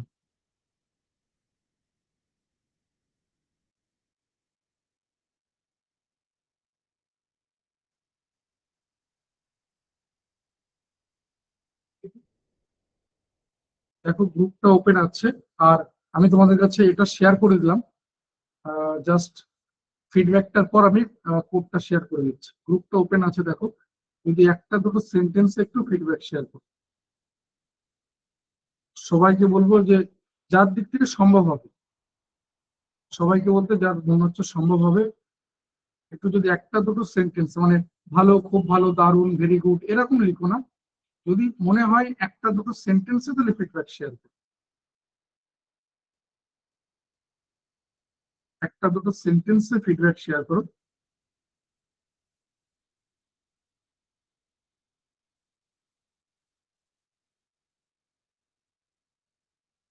2 মিনিটের মধ্যে গ্রুপটা বন্ধ করে দেবো, আবারও বলছি, বেশি সময় নেব না।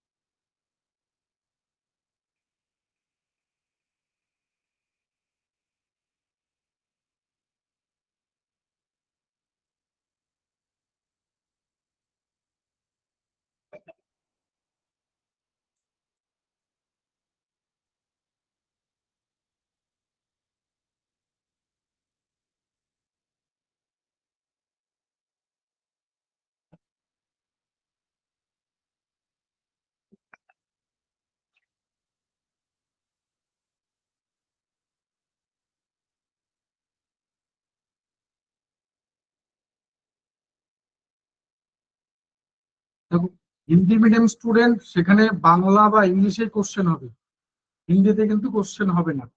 তো তোমাকে বাংলা বা হিন্দি যে কোনো একটাতেই কিন্তু এ করতে হবে, মানে মানে বাংলা বা ইংলিশ। দয়া করে ভয়েস চ্যাট অন করো না, আমি আবার বলছি কড়া ব্যবস্থা নেওয়া হবে এসবের জন্য।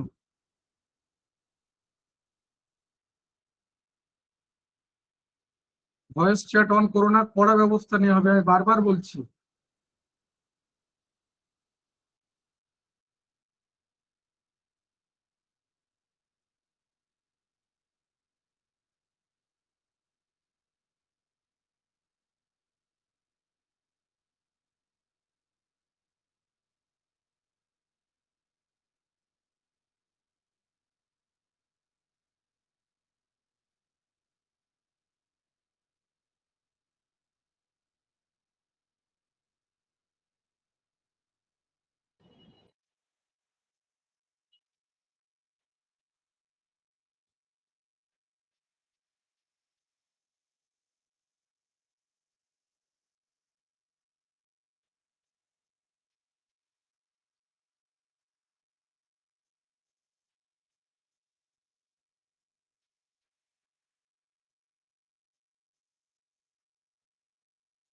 আর 1 মিনিটের মধ্যে গ্রুপটা বন্ধ করে দেবো।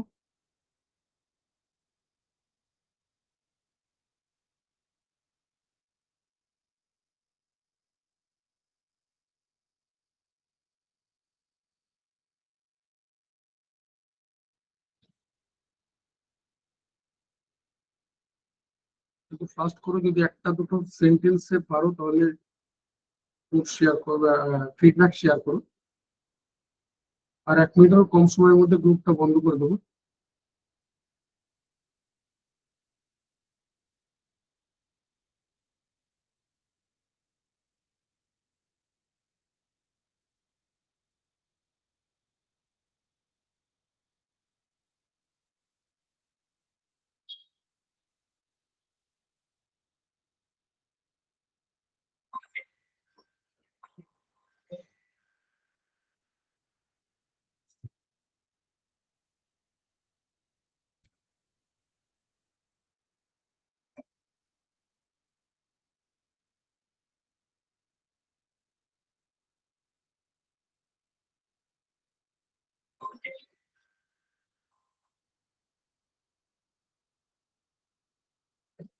তাই হয়ে গেছে, গ্রুপটা বন্ধ করে দিলাম।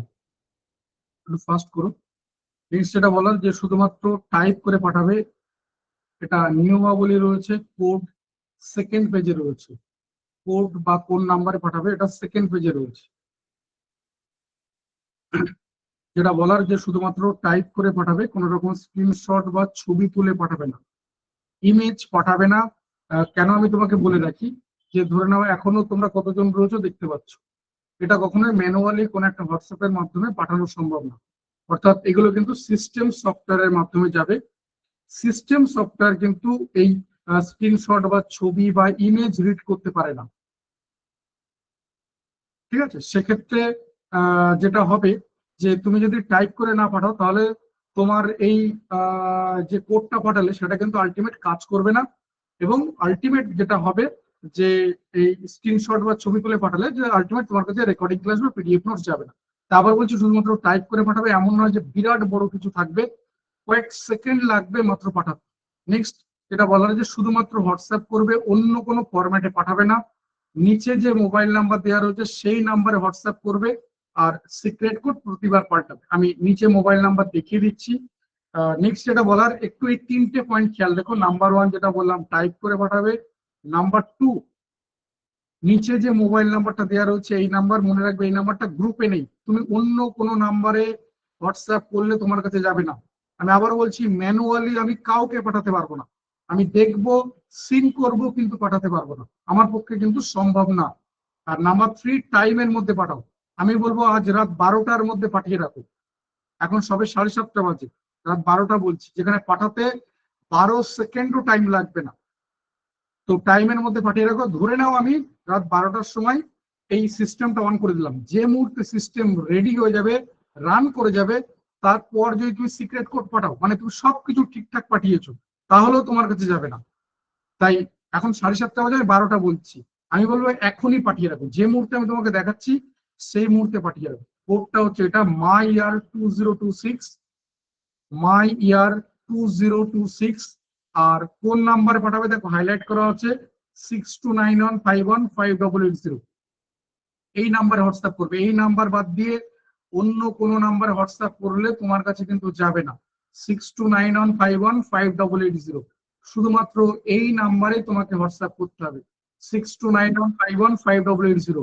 আর কোডটা যেটা বললাম, মাই ইয়ার 2026, মাই ইয়ার 2026, এটা সিক্রেট কোড। আর নাম্বারটা 6291515880, 6291515880। এই নাম্বারে শুধুমাত্র কোড পাঠাবে। কোডটা হচ্ছে মাই ইয়ার 2026, 2026। এই নাম্বারে শুধুমাত্র হোয়াটসঅ্যাপ করবে। দেখো এটা পাঠাতে কত সেকেন্ড সময় লাগতে পারে। মাই ইয়ার 2026 টাইপ করে করো, মানে টাইপ করো, লিখে পাঠাও 6291515880। এই নাম্বারে হোয়াটসঅ্যাপ আছে, 6291515880। এই নাম্বারে হোয়াটসঅ্যাপ করো। আশা করি সবাই পাঠিয়ে দিয়েছো, আর কারোর কোথাও কোনো অসুবিধা নেই। নেক্সট যেটা বলার, যে গতকাল যারা ক্লাস করেছিল তারাই একমাত্র রিলেট করতে পারবে যে কত নম্বর গ্রাফে দাঁড়িয়ে রয়েছে। এটা তারাই রিলেট করতে পারবে। যে গতকাল যারা ক্লাসটা করেছিলে যে কত নম্বর গ্রাফে দাঁড়িয়ে রয়েছে, কত নম্বর গ্রাফে দাঁড়িয়ে রয়েছে, তারা রিলেট করতে পারবে যারা গতকাল ক্লাস করেছিলেন।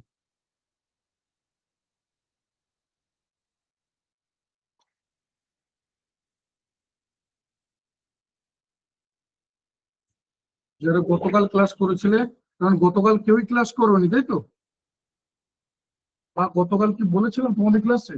হ্যাঁ বোধহয় বলেছিলাম তো। যদিও সবার আনসার দেওয়ার দরকার নেই, মানে সবাই আনসার দিলে ভুল হয়ে যাবে। সবাই যদি চাকরি পেয়ে যায়, এত চাকরি দিতে পারবে না সরকার। ঠিক আছে, সবাই আনসার করো না, আমি বারণ করব।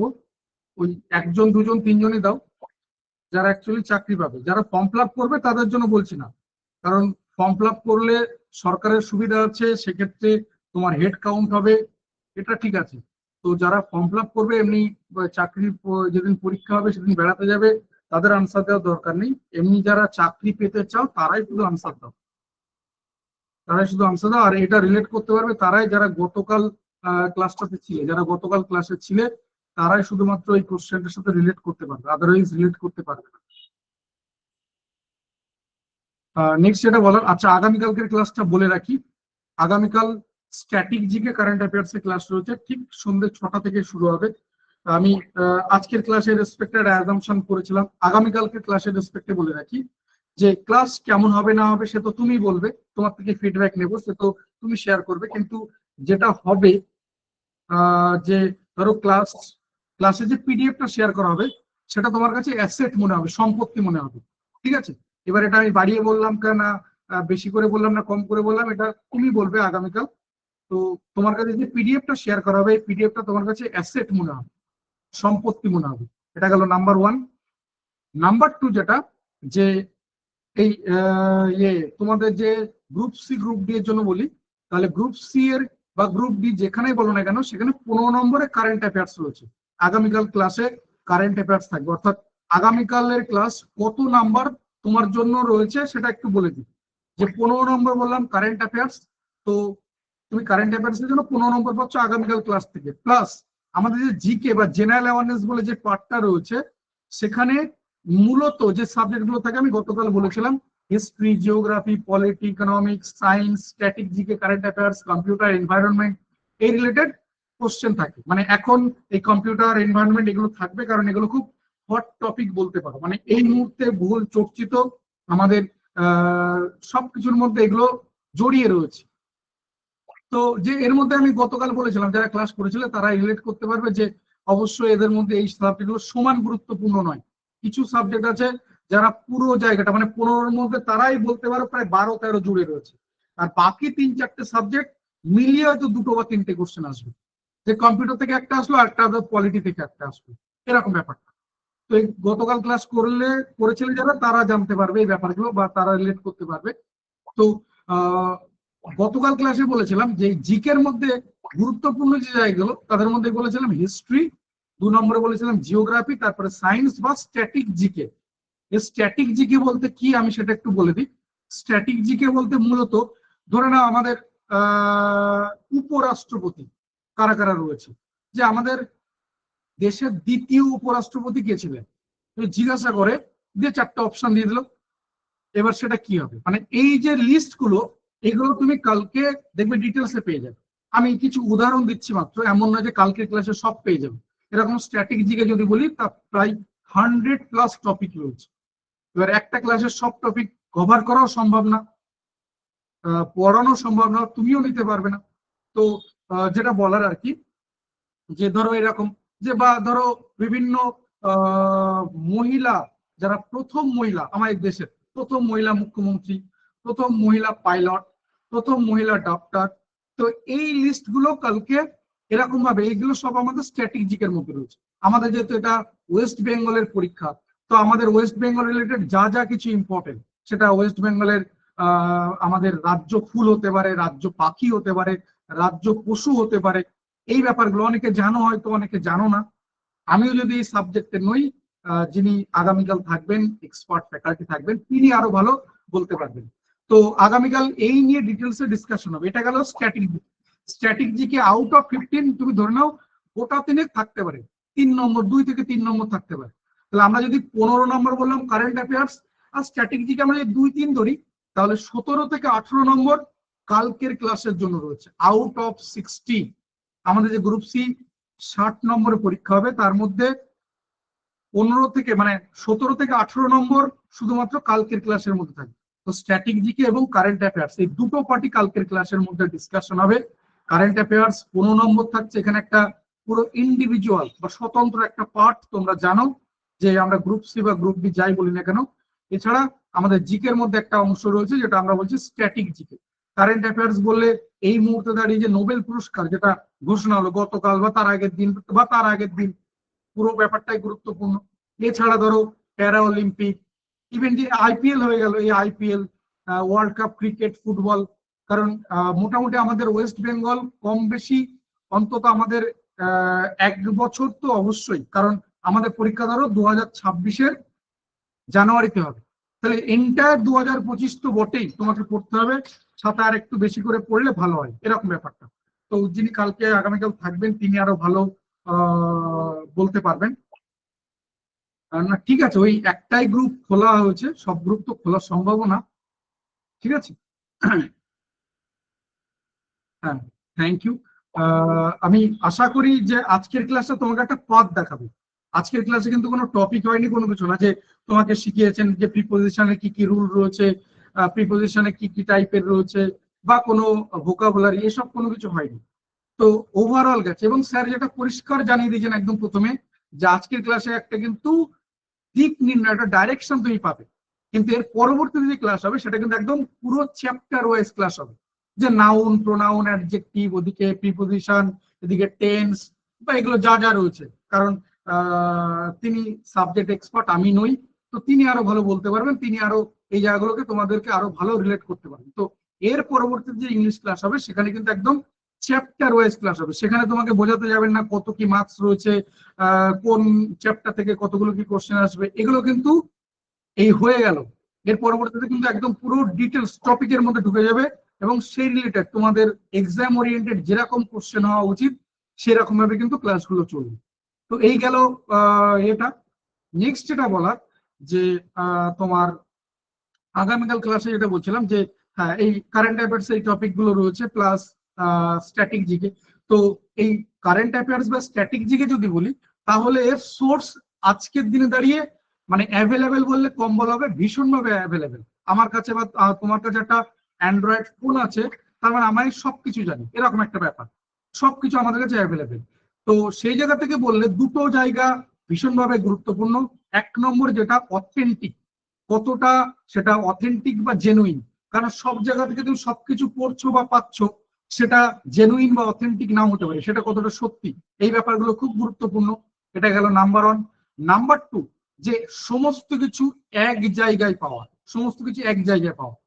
ঠিক আছে, যে এই যে আমি বললাম উপরাষ্ট্রপতি লিস্ট, উপপ্রধানমন্ত্রী লিস্ট, ভারতের প্রথম মহিলা, ভারতের প্রথম পুরুষ, এরকম যদি কোনো কিছু হয়, এরকম যদি আমরা চার্ট হিসেবে দেখি, যে আমাদের বিভিন্ন রকমের অভয়ারণ্য, ঠিক আছে, পাখিরালয়, এই যে যে এগুলো আমাদের রাজ্যে ধরো বিভিন্ন বড় বড় মন্দির, বড় বড় মসজিদ, এই যে যে ঘটনাগুলো, যে একটা কোন একটা মন্দিরের নাম দিয়ে বলে এটা কোন জেলায় অবস্থিত, এই যে যে ঘটনাগুলো, এগুলো কিন্তু কালকে এক জায়গায় পেয়ে যাবে। ঠিক আছে, আবার বলছি লিস্ট ওয়াইজ, চার্ট ওয়াইজ, যে যা যা দরকার। যে ধরো আমি যদি বলি ইয়ে উপ রাষ্ট্রপতি লিস্ট বলতে চাইছি, ঠিক আছে, ভাইস প্রেসিডেন্ট, তো সেখান থেকে একদম তোমাকে দিয়ে দেবে যে প্রথম কে, মানে র্যাঙ্ক, তারপরে তার নাম কি, কোন ডিউরেশনে, কোন টাইম থেকে কোন টাইম পর্যন্ত তিনি উপরাষ্ট্রপতি ছিলেন, তারপরে কোন পার্টি থেকে বিলং করেন। অর্থাৎ যা যা কোশ্চেন আসতে পারে তুমি দেখবে একটা চার্টের মধ্যে সবকিছু এক জায়গায় পেয়ে যাচ্ছ, যেটা খুব মানে অবশ্যই অথেন্টিক এবং জেনুইন তো বটেই, মানে তার মধ্যে কোনো ভুল থাকবে না, নাম্বার 1। নাম্বার 2 যেটা গুরুত্বপূর্ণ, যে তার মধ্যে দেখবে আলাদা করে মার্ক করা আছে, দেখবে দুটো কালার মেইনলি ইউজ করে, যে যেগুলো ইয়েলো কালার মার্ক করেছে, হাইলাইট করেছে, যেগুলো খুব গুরুত্বপূর্ণ, মানে তোমাকে পড়তেই হবে। মানে তুমি যদি স্ট্র্যাটেজিকে বা কারেন্ট অ্যাফেয়ার্স পড়ছো, তাহলে এটা না পড়ে তুমি যাবে না। তারপর দেখবে একটা গ্রিন কালার করে দিয়েছে, যে দ্বিতীয় গুরুত্বপূর্ণ জায়গা। তারপরে দেখবে কিছু জিনিস আছে যেগুলো মার্ক করা নেই, যেগুলো অবশ্যই তোমার যে সময় থাকে তুমি যদি নিতে পারো তোমার যদি ক্যাপাসিটি দেখে তাহলে এগুলো সব পড়ে যাবে। কারণ আমি যদি বলি এই মুহূর্তে জিআই ট্যাগ পেয়েছে অনেকগুলো প্রোডাক্ট আমাদের এই মুহূর্তে ওয়েস্ট বেঙ্গলে, সবগুলো পড়া সম্ভব না। রামসার সাইট আমি জানি না সঠিক কত, এই মুহূর্তে বোধ হয় 84 85 কিছু একটা হবে, আমি আবার বলছি আমি জানি না, আমি সাবজেক্টে নই। তো এই আমি যদি ধরে নিই 85, তাহলে 85 কখনোই আমাদের পক্ষে কোন একটা মানুষের পক্ষে পড়া সম্ভব না, কারণ এটা শুধু ওয়েস্ট বেঙ্গল না, অল ওভার ইন্ডিয়াতে রয়েছে। কবে পেয়েছে, কোন স্টেটে রয়েছে, কোন স্টেটের কোন ডিস্ট্রিক্টে রয়েছে, কখনোই সম্ভব না। তো সেখান থেকে দেখবে মার্ক করে দিচ্ছে যে এই 5টা বা 10টা ভীষণ ইম্পর্টেন্ট, এই 5টা বা 10টা দ্বিতীয় গুরুত্বপূর্ণ, এটা গেল। তৃতীয় যেটা সব থেকে গুরুত্বপূর্ণ, যেটা কোথাও পাবে না, সেটা হচ্ছে দুটো ল্যাঙ্গুয়েজ, বাংলা এবং ইংলিশ একই সঙ্গে পাবে। একসঙ্গে তুমি বাংলা ইংলিশ দুটো ভাষাতে পাবে, যেটা না কোনো বই তোমাকে সাপোর্ট করবে, না কোনো এরকম টাইপের সো কল্ড ওয়েবসাইট বা কিছু আছে যেখানে তুমি একসঙ্গে দুটো ল্যাঙ্গুয়েজে পাবে। তো আগামীকাল এই জায়গাগুলো ভীষণভাবে গুরুত্বপূর্ণ। সেই জন্য বলছি আগামীকাল তোমার কাছে যে এই পিডিএফ নোটস যেটা তোমার কাছে যাবে, সেটা তোমার কাছে অ্যাসেট মনে হবে, সম্পত্তি মনে হবে। ক্লাস কেমন কি হলো না হলো সে তো তুমি বলতে পারবে, তুমি বলবে, কালকে তুমি শেয়ার করবে, আমি তোমার থেকে শুনে নেবো ফিডব্যাক। তো এই হচ্ছে মূলত ব্যাপার কালকের ক্লাসটার জন্য। নেক্সট আমি যেটা বলবো, যে গতকাল যেটা বলছিলাম যে ছোট ছোট বেশ কয়েকটা পয়েন্ট যেগুলোকে মাথায় রাখবে বা মনে রাখবে, আমি সেগুলোকে একটু বলে রাখি। আমাকে 1 মিনিট টাইম দাদা, ঠিক 1 মিনিট টাইম নিচ্ছি তোমার, আমি রয়েছে লাইনে রয়েছে, এখানে রয়েছি, জাস্ট 1 মিনিট টাইম নিচ্ছি, জাস্ট 1 মিনিট টাইম নিচ্ছি।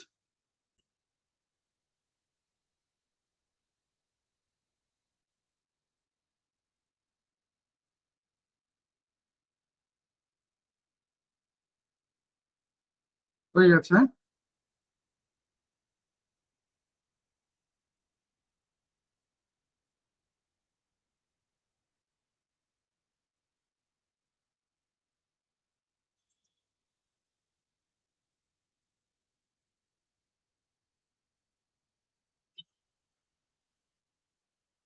হয়ে গেছে,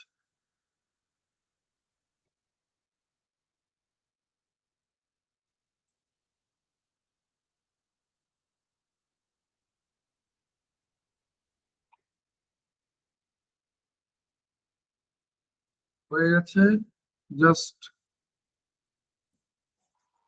হয়ে গেছে। যেখানটা ছিলাম, যে আমি বলবো ছোট ছোট জায়গাগুলোকে টিউনিং করার চেষ্টা করো। ফার্স্ট অফ অল আমি গতকাল বেশ কয়েকটা জিনিস বলেছিলাম। আমি প্রথমে বলবো যে গতকাল যে ক্লাসটা হয়েছিল তার রেকর্ডিং আমি অলরেডি গ্রুপে শেয়ার করে দিয়েছি।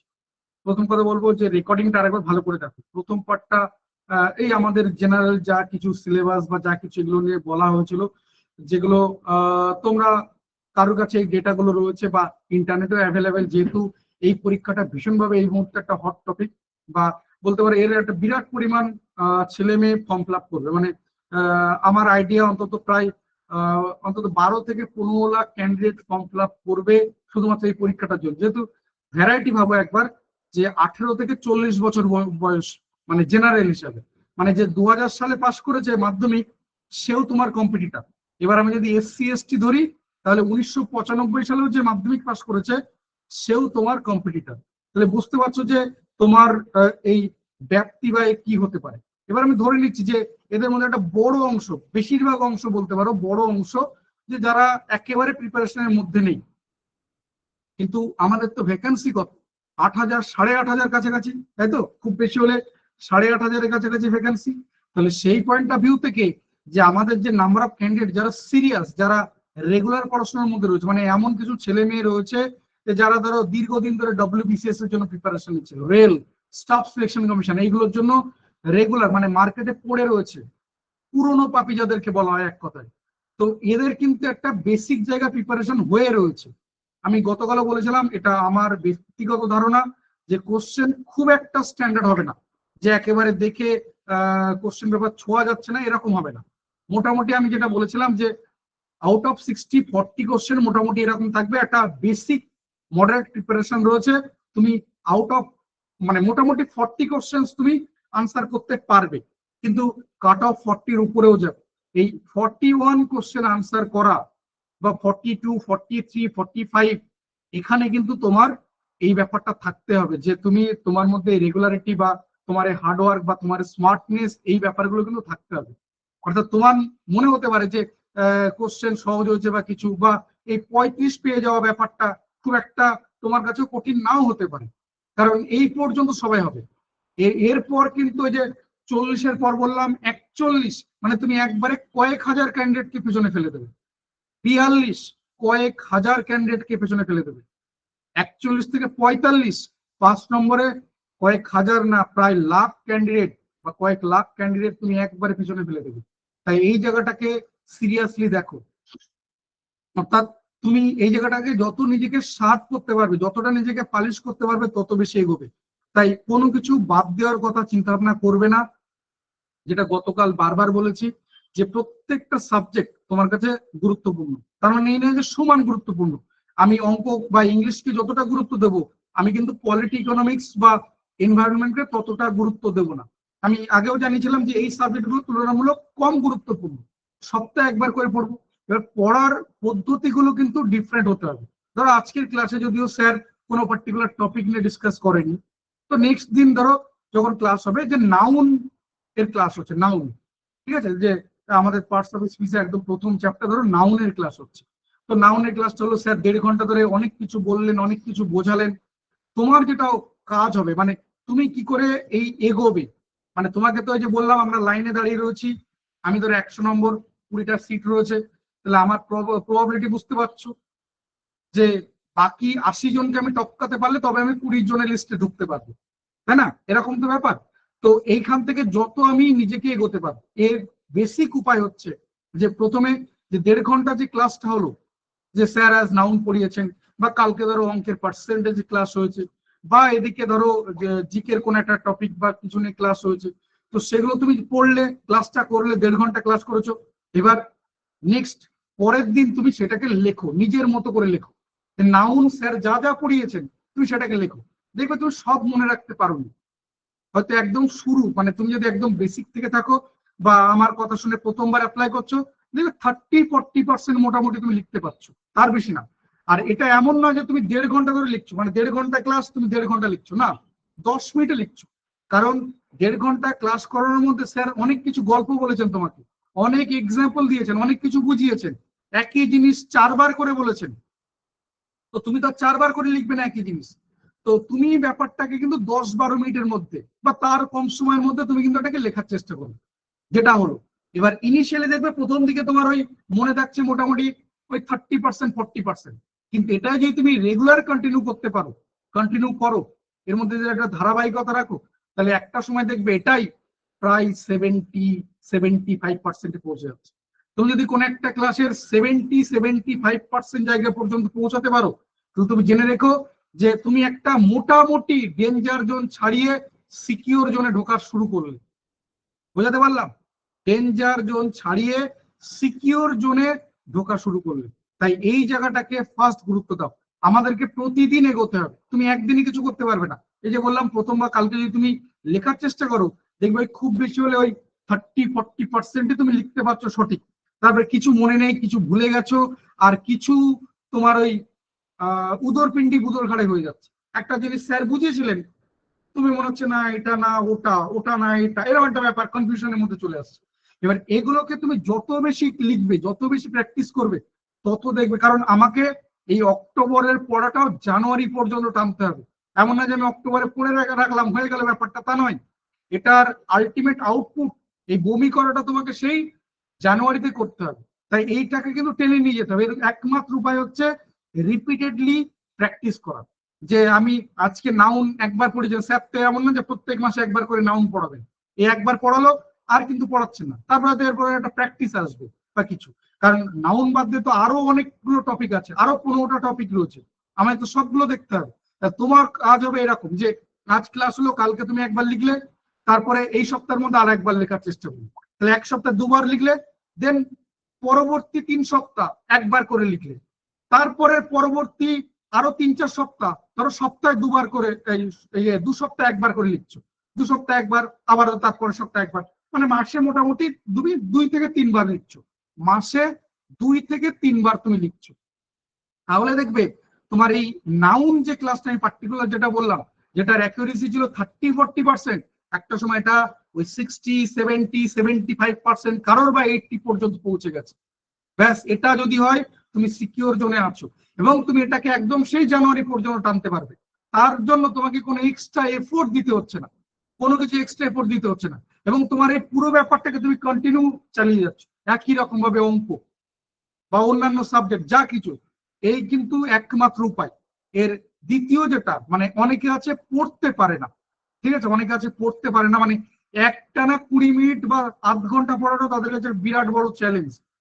ঠিক আছে, এগুলো নিয়ে বলার দরকার হচ্ছে। আমি আজকে এগুলো নিয়ে ডিসকাস করছি না, আমার 8টা থেকে আরেকটা ক্লাস রয়েছে, সেই ক্লাসটা বুঝতে হবে। তো একটু আমাকে কোঅপারেট করো, এগুলো আমি আস্তে আস্তে ক্লিয়ার করব বা কভার করব। যদি এই কয়েকদিনের ক্লাসেও না হয়, এর পরবর্তীতে যে ব্যাচ হবে সেখানে আমি এগুলো কভার করব। আমি আবারও বলছি যে আমার সাবজেক্ট তো অঙ্ক, মানে তোমাদের জন্য, কিন্তু অঙ্ক যতটা, মানে আমি আগেও জানিয়েছি অঙ্ক আমি বাদ দিয়ে আরো 2জন ফ্যাকাল্টি থাকবে। তো আমি যতটা না অঙ্কের জন্য ডেডিকেটেড থাকবো তোমাদের এই ব্যাচের জন্য, তার থেকে বেশি থাকবো যে তোমাকে রেগুলার বেসে গুঁতো দেওয়া, খোঁচা দেওয়া, ধাক্কা দেওয়া, বা কারোর একটু আগুন জ্বলছে একটু পেট্রোল ঢেলে দেওয়া, একটু ডিজেল ঢেলে দেওয়া, একটু বাতাস করে দেওয়া, যাতে করে আগুনটা সেই রকম ফ্লেম তৈরি করতে পারে যে তাপটা তোমার মধ্যে তৈরি হওয়া দরকার। তো আমি মূলত এই কাজটাই করে থাকি।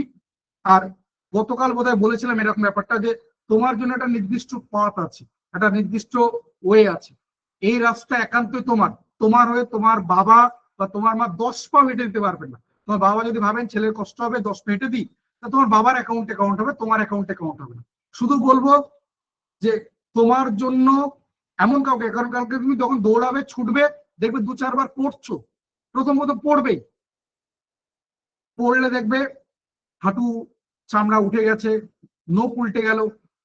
আমি যেটা বলবো যে তোমার এরকম কাউকে রাখো যে তোমাকে বলতে পারে দৌড়া, নখ উল্টে গেলে আমি আছি, আমি ব্যান্ডেজ করে দেবো, আমি নেকড়া জড়িয়ে দেবো, আমি ওষুধ লাগিয়ে দেবো, তুই দৌড়ানো থামবি না, যা হোক আমি আছি।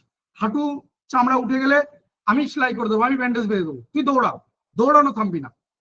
আমি এই কাজটাই মূলত করে থাকি এই ব্যাকগ্রাউন্ডে বসে। আর যেটা বললাম যে একবার যদি তুমি এই ব্যাট হিসাবে হাতে নিয়ে নেমেছো, কনফিডেন্ট থাকার জন্য এরকম হইতে যে তুমি একজন ব্যাটসম্যান, তোমার আর অন্য কোনো পরিচয় না, তোমাকে উইকেট বাঁচিয়ে রান করতে হবে, শুধুমাত্র এই একটা জায়গাতে মূলত ফোকাস করো, অন্য কোনো কিছু না, বাকি সবকিছু ঠিক হয়ে যাবে। কে বোলার, কে আম্পায়ার, পিচ কেমন, ওয়েদার কেমন, ফিল্ডিং কেমন সাজিয়েছে, কেমন অডিয়েন্স, কিচ্ছু ভাবার দরকার নেই। ওভার মেডেন যাক, 2 ওভার, 5 ওভার, 10 ওভার মেডেন যাক, রান আসবে যদি তুমি টিকে থাকতে পারো। আমি এই পর্যন্ত রাখলাম। থ্যাংক ইউ সবাইকে। আগামীকাল ঠিক সন্ধ্যে 6টা থেকে ক্লাস শুরু হবে, স্ট্যাটিক, জিকে ও কারেন্ট অ্যাফেয়ার্স, মিস করবে না। আর রেকর্ডিং ক্লাস, পিডিএফ নোটস যারা সিক্রেট কোড শেয়ার করেছো তাদের কাছে পৌঁছে যাবে, এর জন্য কোনো এক্সট্রা মেসেজ করার দরকার নেই। আজ রাত্রে পৌঁছাক, কাল সকালে পৌঁছাক, তোমার কাছে পৌঁছাবেই, এর রেসপন্সিবিলিটি আমার। দয়া করে এই রেসপন্সিবিলিটি মনে করানোর কোনো দরকার নেই, তুমি শুধু তোমার জায়গাটাকে ফোকাস করো, আমি আমার জন্য দায়বদ্ধ। ঠিক আছে, থ্যাংক ইউ সবাইকে। সবাই খুব ভালো থেকো, সাবধানে থেকো, সুস্থ থেকো। আগামীকাল ঠিক রাত 8টায় দেখা হবে। তোমাদের গ্রুপে দেখবে একটা ফেসবুক বলছি, হোয়াটসঅ্যাপ চ্যানেলের লিঙ্ক শেয়ার করেছি, আর একটা টেলিগ্রাম চ্যানেলের লিঙ্ক শেয়ার করেছি। ওই টেলিগ্রাম চ্যানেলে রেগুলার 20টা কোশ্চেন আসে, আর হোয়াটসঅ্যাপ চ্যানেলে লাইভ ক্লাস পাবে। যে কোনো রকম রিক্রুটমেন্ট, তা all over India, national level, তোমার স্টেট লেভেল বা লোকাল লেভেল, নদিয়ার কোনো একটা ধরো পঞ্চায়েতে কোনো রিক্রুটমেন্ট হচ্ছে, বা উত্তর দিনাজপুরে কোনো অঙ্গনওয়াড়ি রিক্রুটমেন্ট হচ্ছে, সেগুলো দেখবে ওখান থেকে পেয়ে যাচ্ছ। সবাইকে বলবো হোয়াটসঅ্যাপ চ্যানেলটাতে জয়েন করে যাও, প্রচুর ইনফরমেশন পেয়ে যাবে। আর বলবো টেলিগ্রাম চ্যানেলটা দেখো, রেগুলার মক টেস্ট হবে সাবজেক্ট ওয়াইজ। থ্যাংক ইউ সবাইকে। সবাই খুব ভালো থেকো, সাবধানে থেকো, সুস্থ থেকো। আগামীকাল ঠিক সন্ধ্যে 6টায় দেখা হচ্ছে। Thank you, good night.